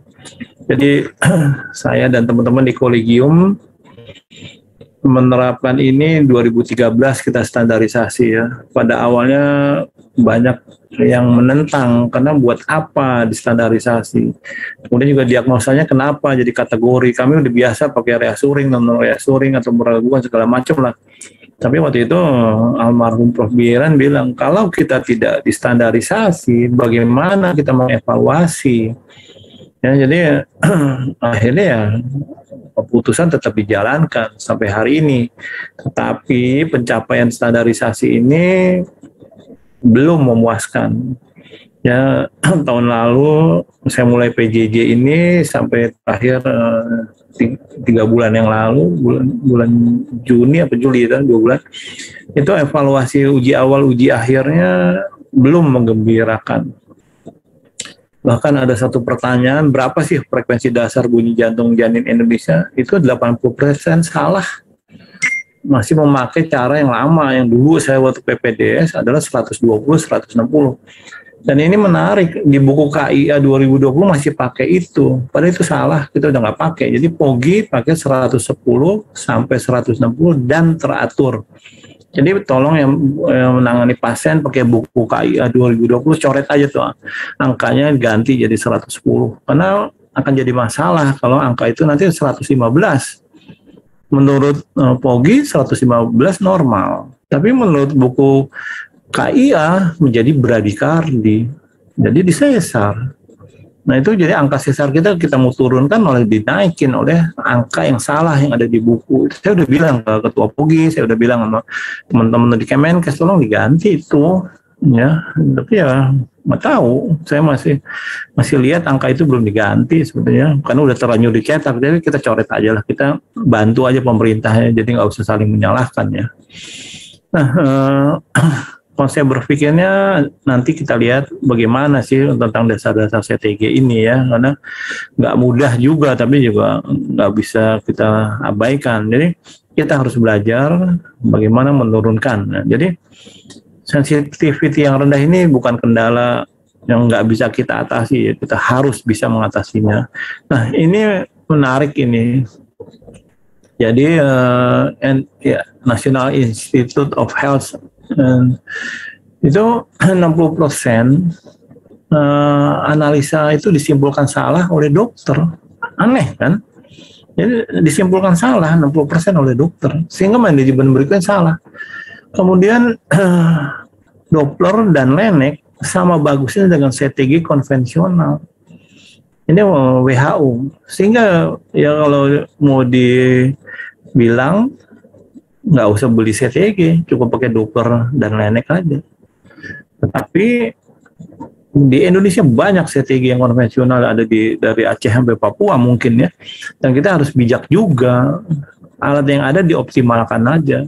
Jadi tadi digabung CTG, USG, profil biofisik Manning, dan interpretasi yang tadi pakai warna ya, hijau, kuning sama merah gitu ya.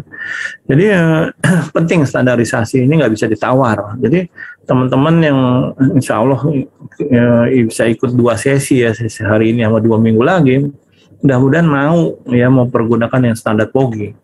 Ini tadi sudah saya sampaikan tentang sel, bagaimana di 30 minggu. Jadi di 30 minggu itu terjadi maturitas saraf pusat dan normalitas keadaan janin. Jadi di situ di 30 minggu itu janin itu udah siap sebetulnya untuk lahir. Kemudian dia juga udah bisa mampu mengkorelasi kemampuan otaknya dengan organ yang lain. USG untuk apa? USG untuk melihat daerah-daerah di mana lokasi yang ini, cerebro cardio-regulatory center, fetal movement center, reticular activating center, dan respiratory center. Ini ada jantung di medulla oblongata, fetal movement di anterior, reticular di tengah, respirasi di cerebellum. Jadi dokter umum wajib mampu menilai isi otak pada potongan biparietal, transtalamik. Jadi gambaran dia ada diajarin itu sesuai SKDI 2012. Jadi standar dari POGI udah ada, USG dasar obstetrik terbatas untuk dokter umum. Dia harus tahu itu. Di depan ini ada apa, di tengah ada apa, di belakang ada apa. Kalau curiga ada sesuatu, dia rujuk. Kenapa? Nanti hasil CTG-nya akan berubah, akan abnormal. Contoh gerakan janin. Gerakan janin kan dengan fetal movement center. Jadi kalau misalnya ada yang namanya holoprosencephalus, jadi di depan ini berbentuk jadi ventrikel bagian anterior kiri kanan bersatu tuh, jadi rusak di depan. Jadi gerakan janin juga kalau pada kasus dengan misalnya anencefalus, ya janinnya nggak punya kranium ya, pasti gerakannya nanti akan ngaco seperti itu ya. Kemudian bunyi jantung ini kan yang ngatur cardio regulatory center, medulla oblongata di fossa posterior. Kita lihat kalau di situ ada Danny Walker, ada pelebaran cisterna magna, atau ada penyempitan cisterna magna. Kemudian di jantungnya SA node-nya bagaimana, ada misalnya Eisenmengerisasi ya. Kemudian misalnya atrium kanannya lebar, Itu kenapa? Apakah ada stenosis pada katup trikuspid misalnya? Itu ada kelainan yang lain. Jadi kita kembali dokter umum di sini belajar tentang four chamber view, kemudian belajar tentang emot. Jadi ini digabungin ke sini. Kalau objek nggak usah, dia harus bisa kalau objek. Ya, ini dia harus tahu four chamber view-nya normal atau enggak, emotnya normal atau enggak. Nanti dicocokkan dengan CTG. Kemudian yang baru tadi kan Doppler atria umbilicalis bisa menentukan short term variation, tapi ini masih perlu penelitian. Kontraksi uterus, atria spiralis akan kejepit setiap ada kontraksi uterus. Angka bahaya adalah 60 mm air raksa. Jadi kalau kontraksi uterus mencapai 60, berarti bayi itu tidak dapat darah, tidak ada darah masuk, dan juga tidak ada darah keluar. Nah, pada janin dengan insufisiensi, misalnya IUGR, ini bisa menyebabkan kematian. Jadi hati-hati kalau antenatal ada pasien yang sudah didiagnosa dengan IUGR atau pertumbuhan janin terhambat. Monitoringnya nggak cukup ya dengan antenatal, Bu nanti kontrol 2 minggu, kartu gerak janin harus. Kemudian bagaimana memantau, mungkin bisa tiap minggu. Jadi nanti itu seninya ya. Nah, kemudian interpretasi ini wajib menambahkan temuan patologi. Contoh kategori 1 dengan ibunya asma, tulis kategori 1 plus asma. Akan beda dengan kategori 1 titik nggak ada penyulit, akan beda. Nah, asma kita tahu serangan menjadi hipoksia seperti itu ya. Atau bayinya dengan IGR, tulis lagi ibu asma janin dengan pertumbuhan janin terhambat seperti itu. Sehingga tata laksananya benar. Nah, kalau di depannya kita hanya tulis kategori 1, nanti tata laksananya kita akan nggak sensitif. Kalau ada patologi kita diem-diem aja, karena nggak ada alarmnya seperti itu ya. Nah, sedikit ke belakang mundur tentang kromosom, tentang bagaimana perkembangan zigot itu dari fertilisasi. Kemudian di kromosom itu ada di inti sel. Tadi saya bilang bahwa kita CTG, USG harus menjaga sel ini utuh. MITI terlalu tinggi akan menyebabkan kerusakan sel, bisa isinya, bisa intinya, bisa juga organ-organ yang ada di sitoplasma. Khusus di kromosom ada yang warna merah ini namanya telomer. Telomer akan rusak pada kondisi patologi apapun. Bentuk kerusakannya mulai dari dia menjadi lebih pendek, atau sampai juga nanti ini tangan-tangannya berubah-ubah, rusak di sini. Nah, ini akan berhubungan dengan penyakit masa depan. Ya. Kemudian faktor genetik kalah besar dengan faktor, kemudian lingkungan di luar setelah bayi lahir. Ya, genetik tinggal 20%. Ya. Ini sistem metabolisme pada individu intrauterin itu sampai dia lahir. Contoh nutrisi, penting nutrisi, jadi nggak boleh sembarangan makan. Olahraga, hindari obat-obat terlarang, jangan mandi sauna, jangan stres, jangan infeksi. Nah, COVID ini masuk di sini. Jadi semua ibu hamil di daerah pandemi terpapar sama virus COVID, terpapar. Bahwa dia nanti OTG atau positif dan bergejala, itu ceritanya menjadi tambah buruk. Ya. Jadi setiap ibu hamil kita harus anggap kena COVID, harus dianggap seperti itu. Jadi kita contohnya misalnya periksa aja ya, PCR atau swab seperti itu ya. Kemudian juga sistem imunitasnya, bagaimana vitamin D-nya dan lain-lain ya, saya nggak bahas itu ya. Nah, jadi sel-sel ini akan rusak oleh pengaruh USG, oleh pengaruh thermal index dan mechanical index, tetapi juga bisa rusak oleh hal lain. Infeksi, misalnya kekurangan oksigen pada thalassemia atau pada asma yang serangannya berulang segala macam. Nah, kerusakan sel atau kematian sel itu akan muncul.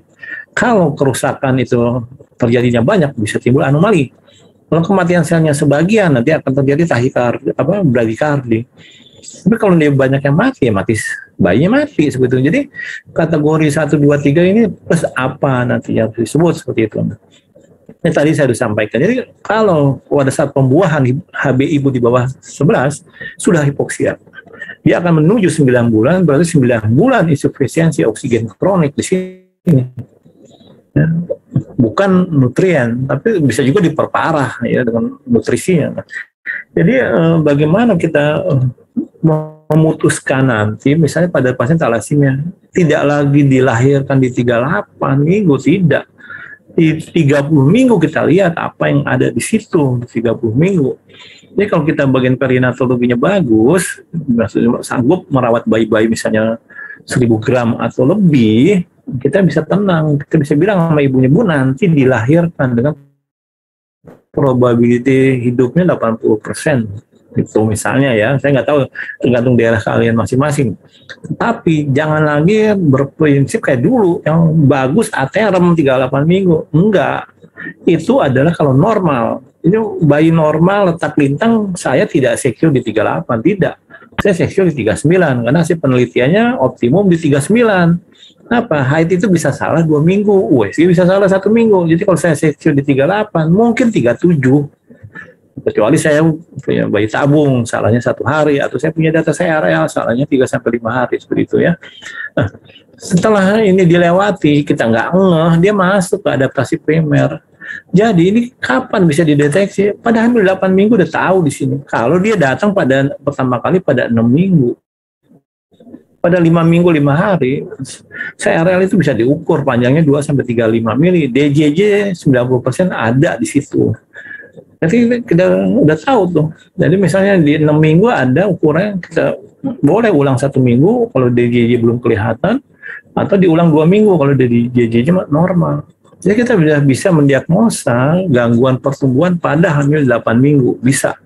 Nanti kalau memang ya, kita lihat juga arteri-uterinanya, kita lihat juga misalnya uterusnya ada apa, lihat ovariumnya, lihat dulunya ada apa, segala macam. Kita mundur semua ngumpulin data, kenapa bayi ini kecil, ya, atau pertumbuhannya. Kalau ini lewat, kita nggak ngeh, dia masuk ke sini. Nah, janin menghemat energi, gerakan berkurang, reaktivitasnya jadi variabilitas di bawah 5. Kapan ini? 30 minggu. Gerakan janin dihitung mulai 28 minggu dari fertilisasi atau 30 minggu. Sama dengan CTG, sama. Jadi telat. Kalau kita udah datang pada fase adaptasi sekunder, sudah ada redistribusi sirkulasi. Ini yang tadi saya bilang, ya, CPR. Dan dokter itu bisa diukur mulai 16 minggu, udah ada tabelnya 16 minggu, bisa. Ya. Pertumbuhan janin lebih besar dari pertumbuhan plasenta. Artinya plasenta ya pakai rule of thumb aja. Dia 1 mili per minggu. 1 mili per minggu. Jadi kalau 40 minggu 40 mili tebalnya kan seperti itu. Jadi kalau plasenta kurang dari 1 cm atau lebih atau dari 6 cm itu patologi. Plasenta tipis IGR, plasenta tebal bisa hidrops, bisa diabetes gitu ya. Kemudian perbaikan pertukaran plasenta ini, oksigenasinya, sirkulasinya segala macam.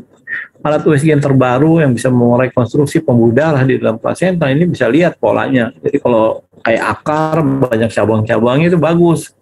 Terus cabangnya dikit, cuma ada 1 pembuluh darah itu atau spiralis besar, jangan. Ini berarti nggak bagus. Dan peningkatan kapasitas angkut oksigen oleh darah. Ini bagaimana? Janin punya HbF.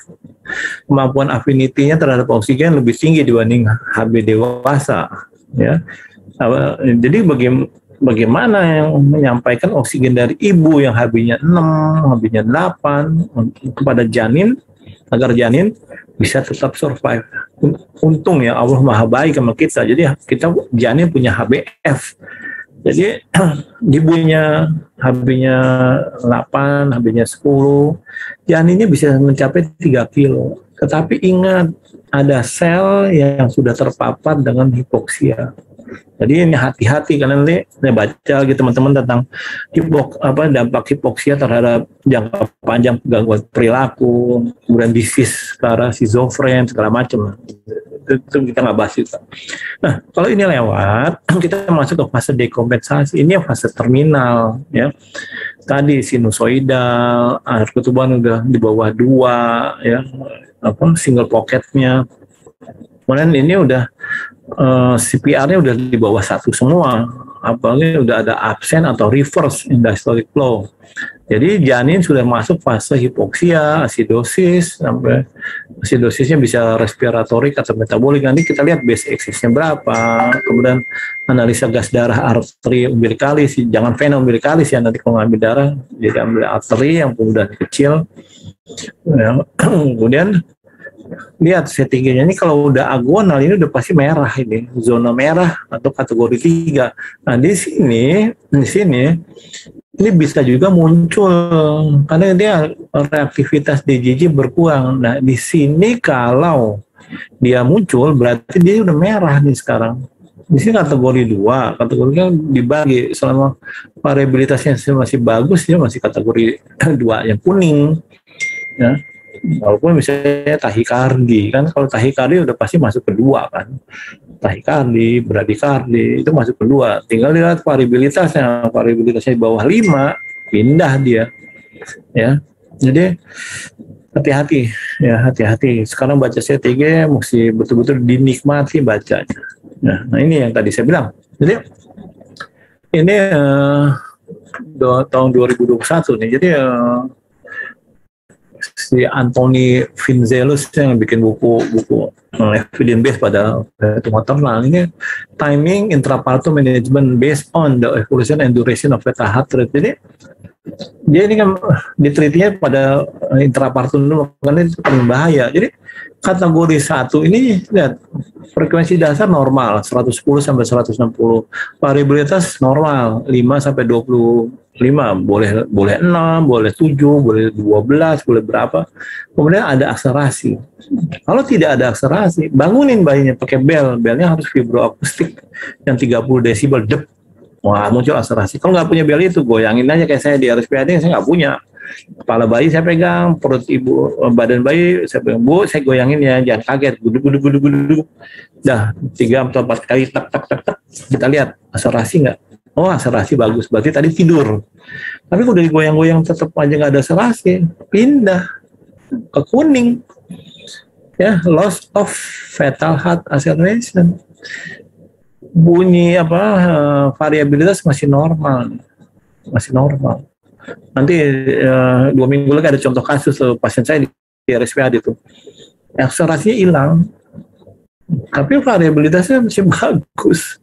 Tapi saya udah bilang kategori 2. Kemudian waktu itu karena saya residennya lapornya ngeberbet gitu, saya bilang, udahlah saya ragu sama kamu, ulang lagi CTG 30 menit.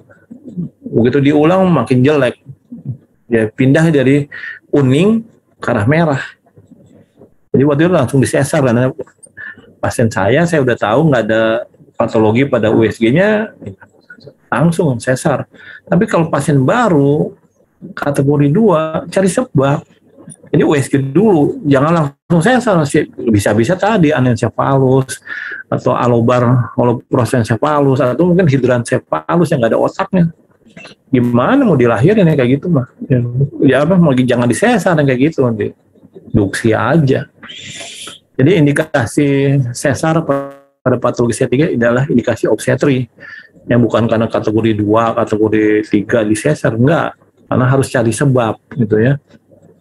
Nah, sekarang kemudian ada diserasi yang berat nih. Ya.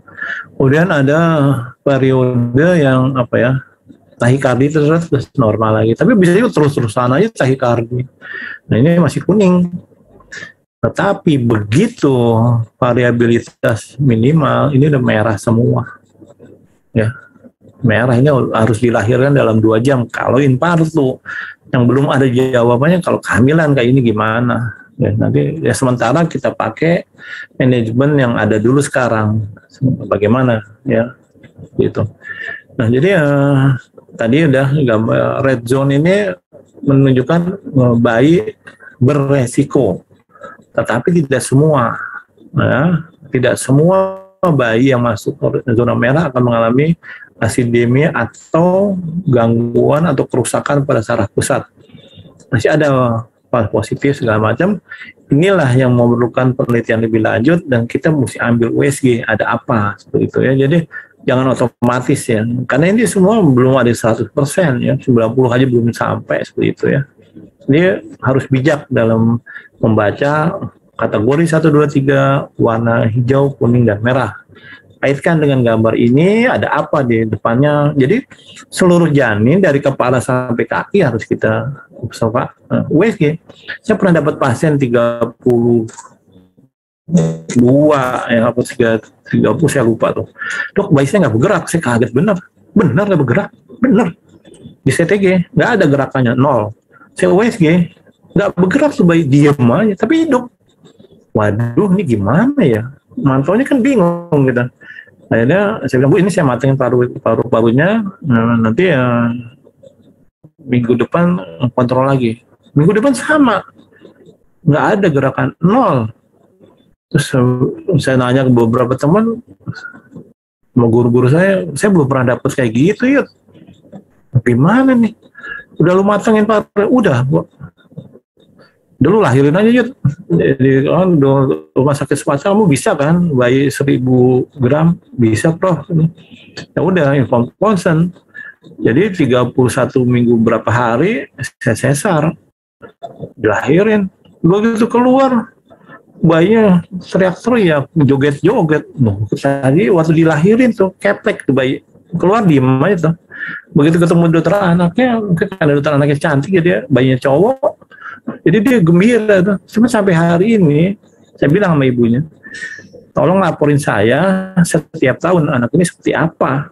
Tunggu sampai 25 tahun. Saya bilang kalau 25 tahun yang akan datang mungkin saya udah nggak ada. Kalau saya udah meninggal, waktu itu sama asisten saya, ya, saya bilang nanti hubungin dia. Kalau nggak ada, ibu cerita aja sama dokter yang akan datang. Saya bilang ada pesan dari almarhum dokter Yudi sekian puluh tahun yang lalu, Dok, ini pernah begini.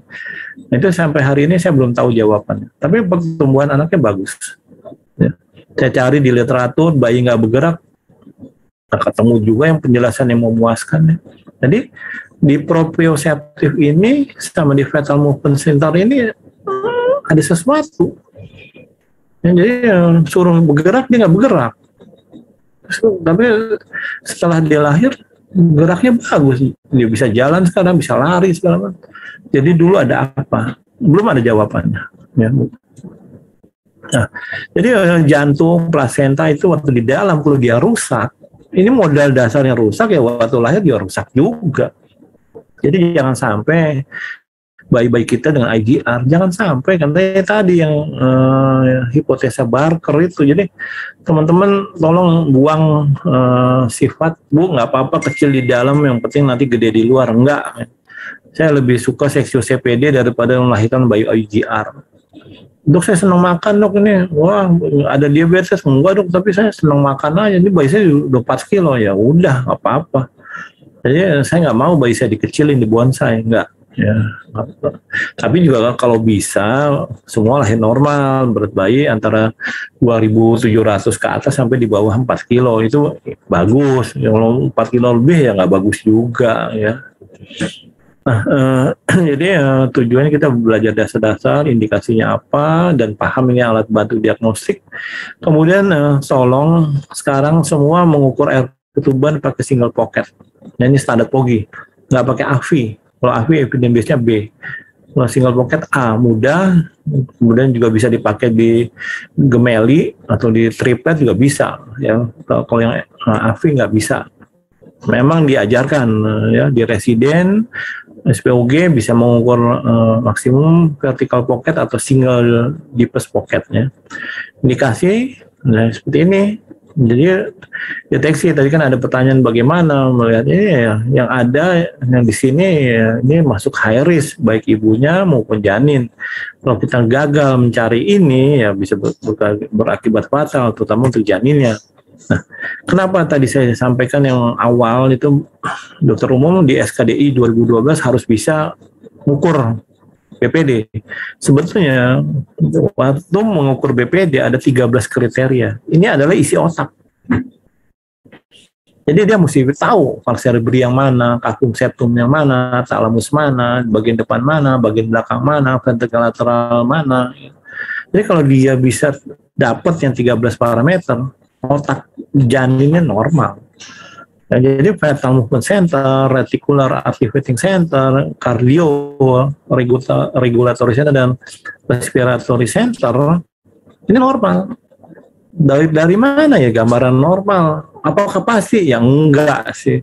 Kan kita mata kita nggak bisa lihat biomolekuler di sana. Ada apa di sana? Dok, ini kok semuanya bagus tapi Apgarnya jelek. Kan tadi CTG cuma 25% sensitivity-nya. CTG normal Apgar skor jelek sangat mungkin. Kemudian CTG-nya abnormal, Apgar skor 10 ya sangat mungkin juga. Jadi mesti bijak ya, kita lihat semua parameter yang bisa kita miliki dari pasien, kita lihat. Nah, per chamber flow, kenapa dokter umum juga wajib tahu per chamber flow? Ya tadi, kalau kita lihat di sini kecil, salah satu kan ada misalnya hipoplasia left ventricle, hipoplasia right ventricle, atau ada aritmia, dia bisa tahu. Ya, jadi per chamber view dan EMOT itu dokter umum harus bisa. Apalagi SPOG ya harus bisa. Jadi kalau kita baca CTG nggak ngerti kepala ini isinya normal atau enggak, jantungnya normal atau enggak, nanti repot kita mau nilai di sini profil biofisik mainingnya salah, kalau kita bilang Bu ini nggak ada resiko CP salah, segala macam ya. Jadi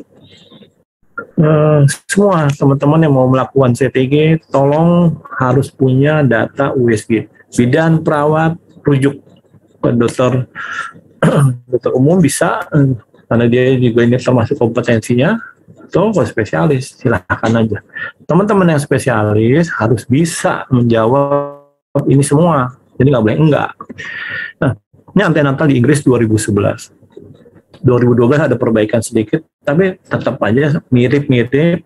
Dan yang menarik apa? Mahalnya minta ampun. Saya pernah nyoba 14 juta, pasiennya balik lagi, saya dok, ini gila-gilaan dok harganya. Kan saya udah bilang kalau mau ngikutin standar internasional ya begitu. Ya udah deh dok, standar minimalis. Ya ini dipilihin yang sangat esensial. Masih juga di atas 1 juta. Dok ini gimana? Ya saya bingung kalau harus dikurangin lagi, masa HB doang? Ya, hapus darah tepi dengan darah rutin udah 300.000. Ya, jadi dilema. Kita melahirkan bayi tanpa data yang lengkap sangat riskan. Jadi makanya kenapa hari ini Indonesia seperti ini. Jadi intrauterin pengawasannya nggak bagus, kemudian edukasi intrauterin tidak jalan, program 1000 hari pertama kehidupan tidak jalan, ya udah, kita mau berharap apa? Nah sekarang kita lihat fisiologi jantung, ya. Jadi fisiologi monitoring banyak, boleh mulai dari anatomi segala macam lah kita periksa semua. Tapi kembali ibunya kita harus paham, karena semua tergantung ibunya. Nggak ada janin bisa sirkulasi sendiri, nggak ada. Jadi sirkulasi ini tergantung. Jadi kalau misalnya teman-teman operasi miom lah, kita mesti detail. Miom ini lokasinya di jam berapa ketebalannya, apakah merusak endometrium atau tidak. Kenapa? Nanti misalnya ada miom di darah jam 9. Di situ kan tempat arteri uterina masuk. Kalau dia nanti miomnya dok nggak jam 9, jam 10 atau jam 8, nanti akan kena rami ascendent atau rami descendent. Ya. Jangan sampai nanti, wah kok bayinya kecil dok, kan saya nggak ada apa-apa. Ibu dulu pernah operasi miom. Kemarin saya dapat pasien ruptur, habis operasi miomektomi, rupturnya nggak ketahuan lagi. Dia disesar karena indikasi yang lain. Waktu dibuka udah ada darah, udah ada robek seperti itu ya. Jadi kemudian pasiennya teman sejawat, jadi dia bilang dok ada ruptur. Terus saya tanya, robekannya kayak apa? Nggak tahu. Dulu operasi miom kamu di mana? Nggak tahu. Nah itu balik lagi. Saya bilang, dokter yang baik, nakes yang baik akan komunikatif, menjelaskan pada pasien-pasiennya. Jadi kenapa? Jadi pasien ini teredukasi dan dia bisa cerita ke saya. Jadi kayak begitu dia cerita ke saya anggap aja dulu robeknya compang-camping. Jadi akan saya sesar lagi. Pada kapan? Ya sebelum 38 minggu. Ya, kalau nanti dia kontraksi infarksi udah sobek. Jadi saya bilang mungkin sekitar 34, 36 nanti saya bilang. Ya udah. Jadi 32 udah saya matengin paru-paru seperti itu ya. Kemudian lihat plasentalnya, tebalnya berapa, sirkulasinya gimana, pola corakannya, ya memang perlu alat yang canggih. Kemudian diameter umbilikalis, 2 arteri, 1 vena ada nggak? Ada diskordan nggak? Berapa Watson jelinya?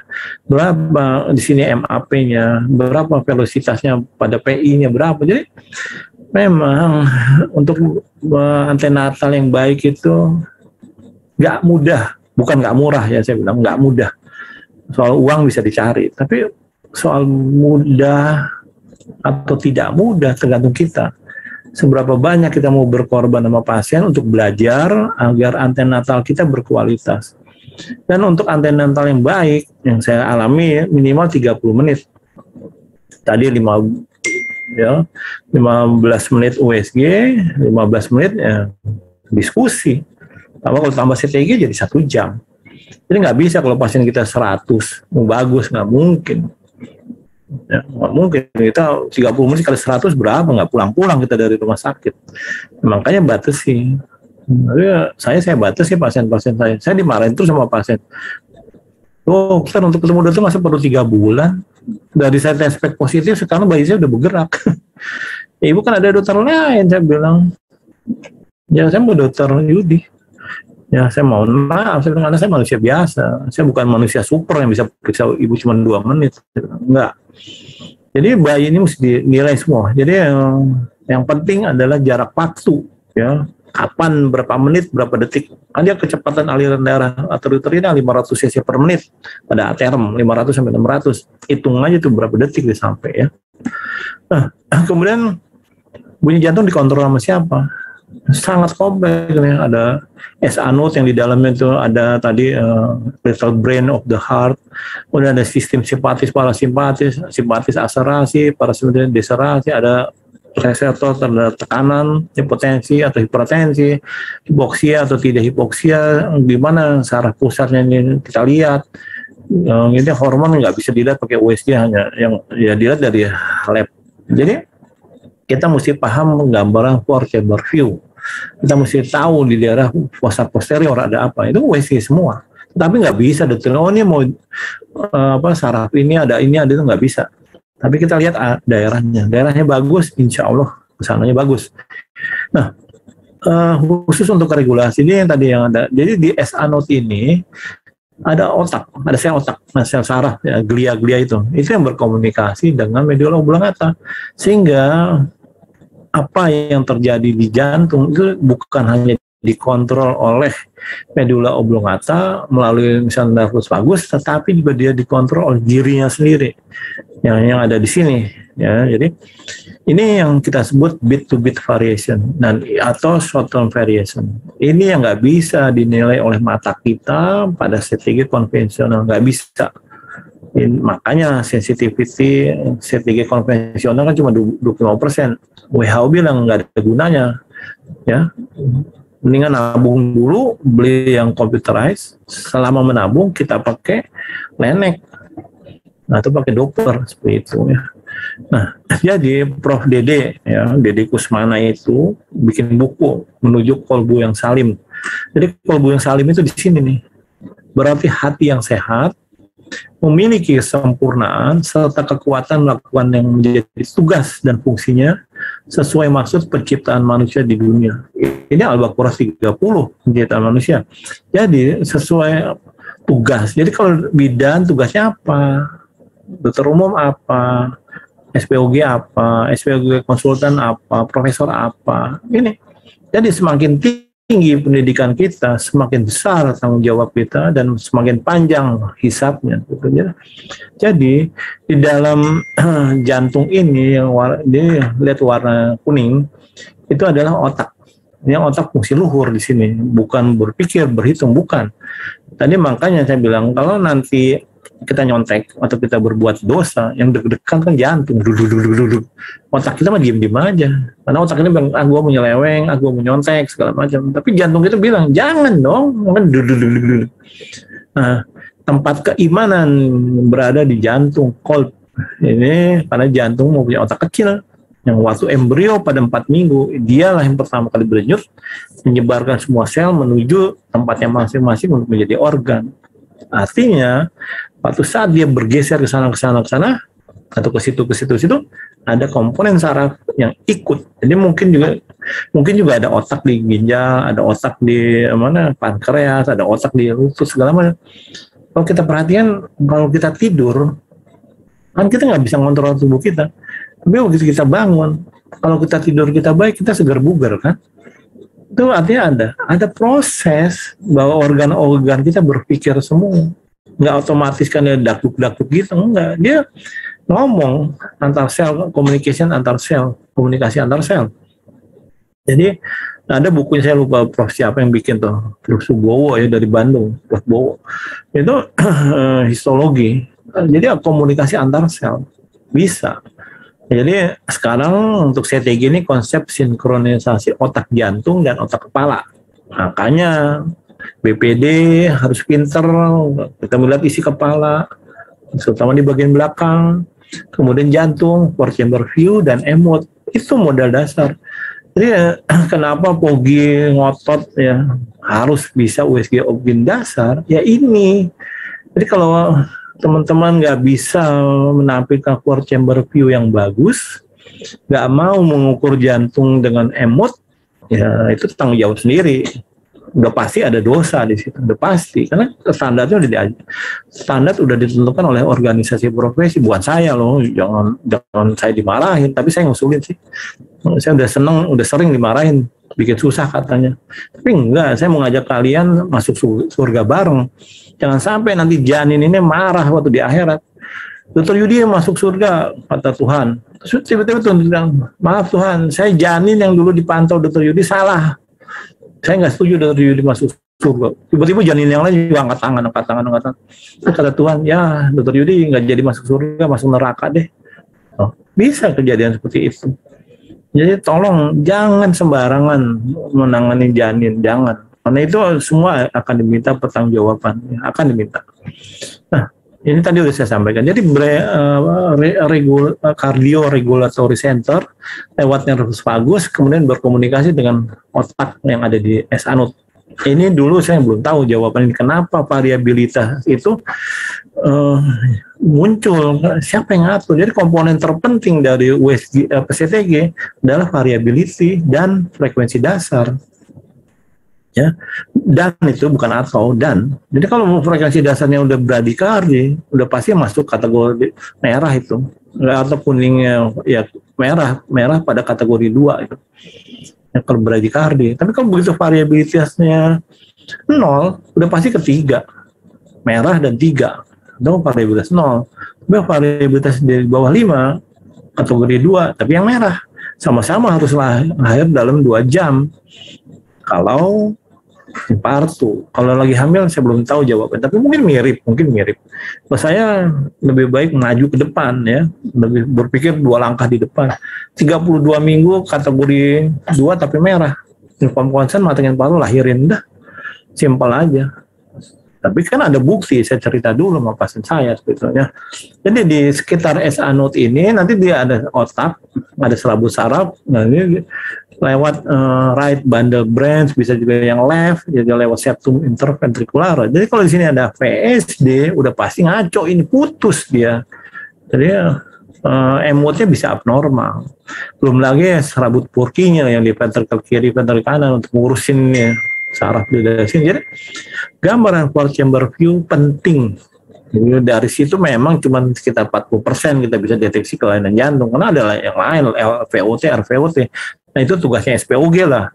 Kalau kita misalnya aritmia, SPOG harus bisa, LVOT, RVOT, triple vessel sama four chamber view dan emot harus bisa SPOG. Kalau dokter umum nggak boleh, karena susah belajarnya ya. Jadi bagaimana miokardnya? Sekarang udah bisa alat USG yang baru, kekuatan kontraktilitasnya ada hipokinetik atau normal atau hiper. Ya, kalau secara simpatik, parasimpatik nggak bisa USG ngelihat. Tapi CTG bisa ngelihat reaksinya, akselerasi atau deselerasi ya. Ini banyak sekali faktor-faktor ini. Nah, ini tadi sejak awal pasien ini udah hipoksia atau bukan, ada gangguan enzim, tahikardi dan kawan-kawannya, ada kematian sel, bradikardi dan kawan-kawan. Jadi kalau saya pernah dapat yang tadi saya cerita,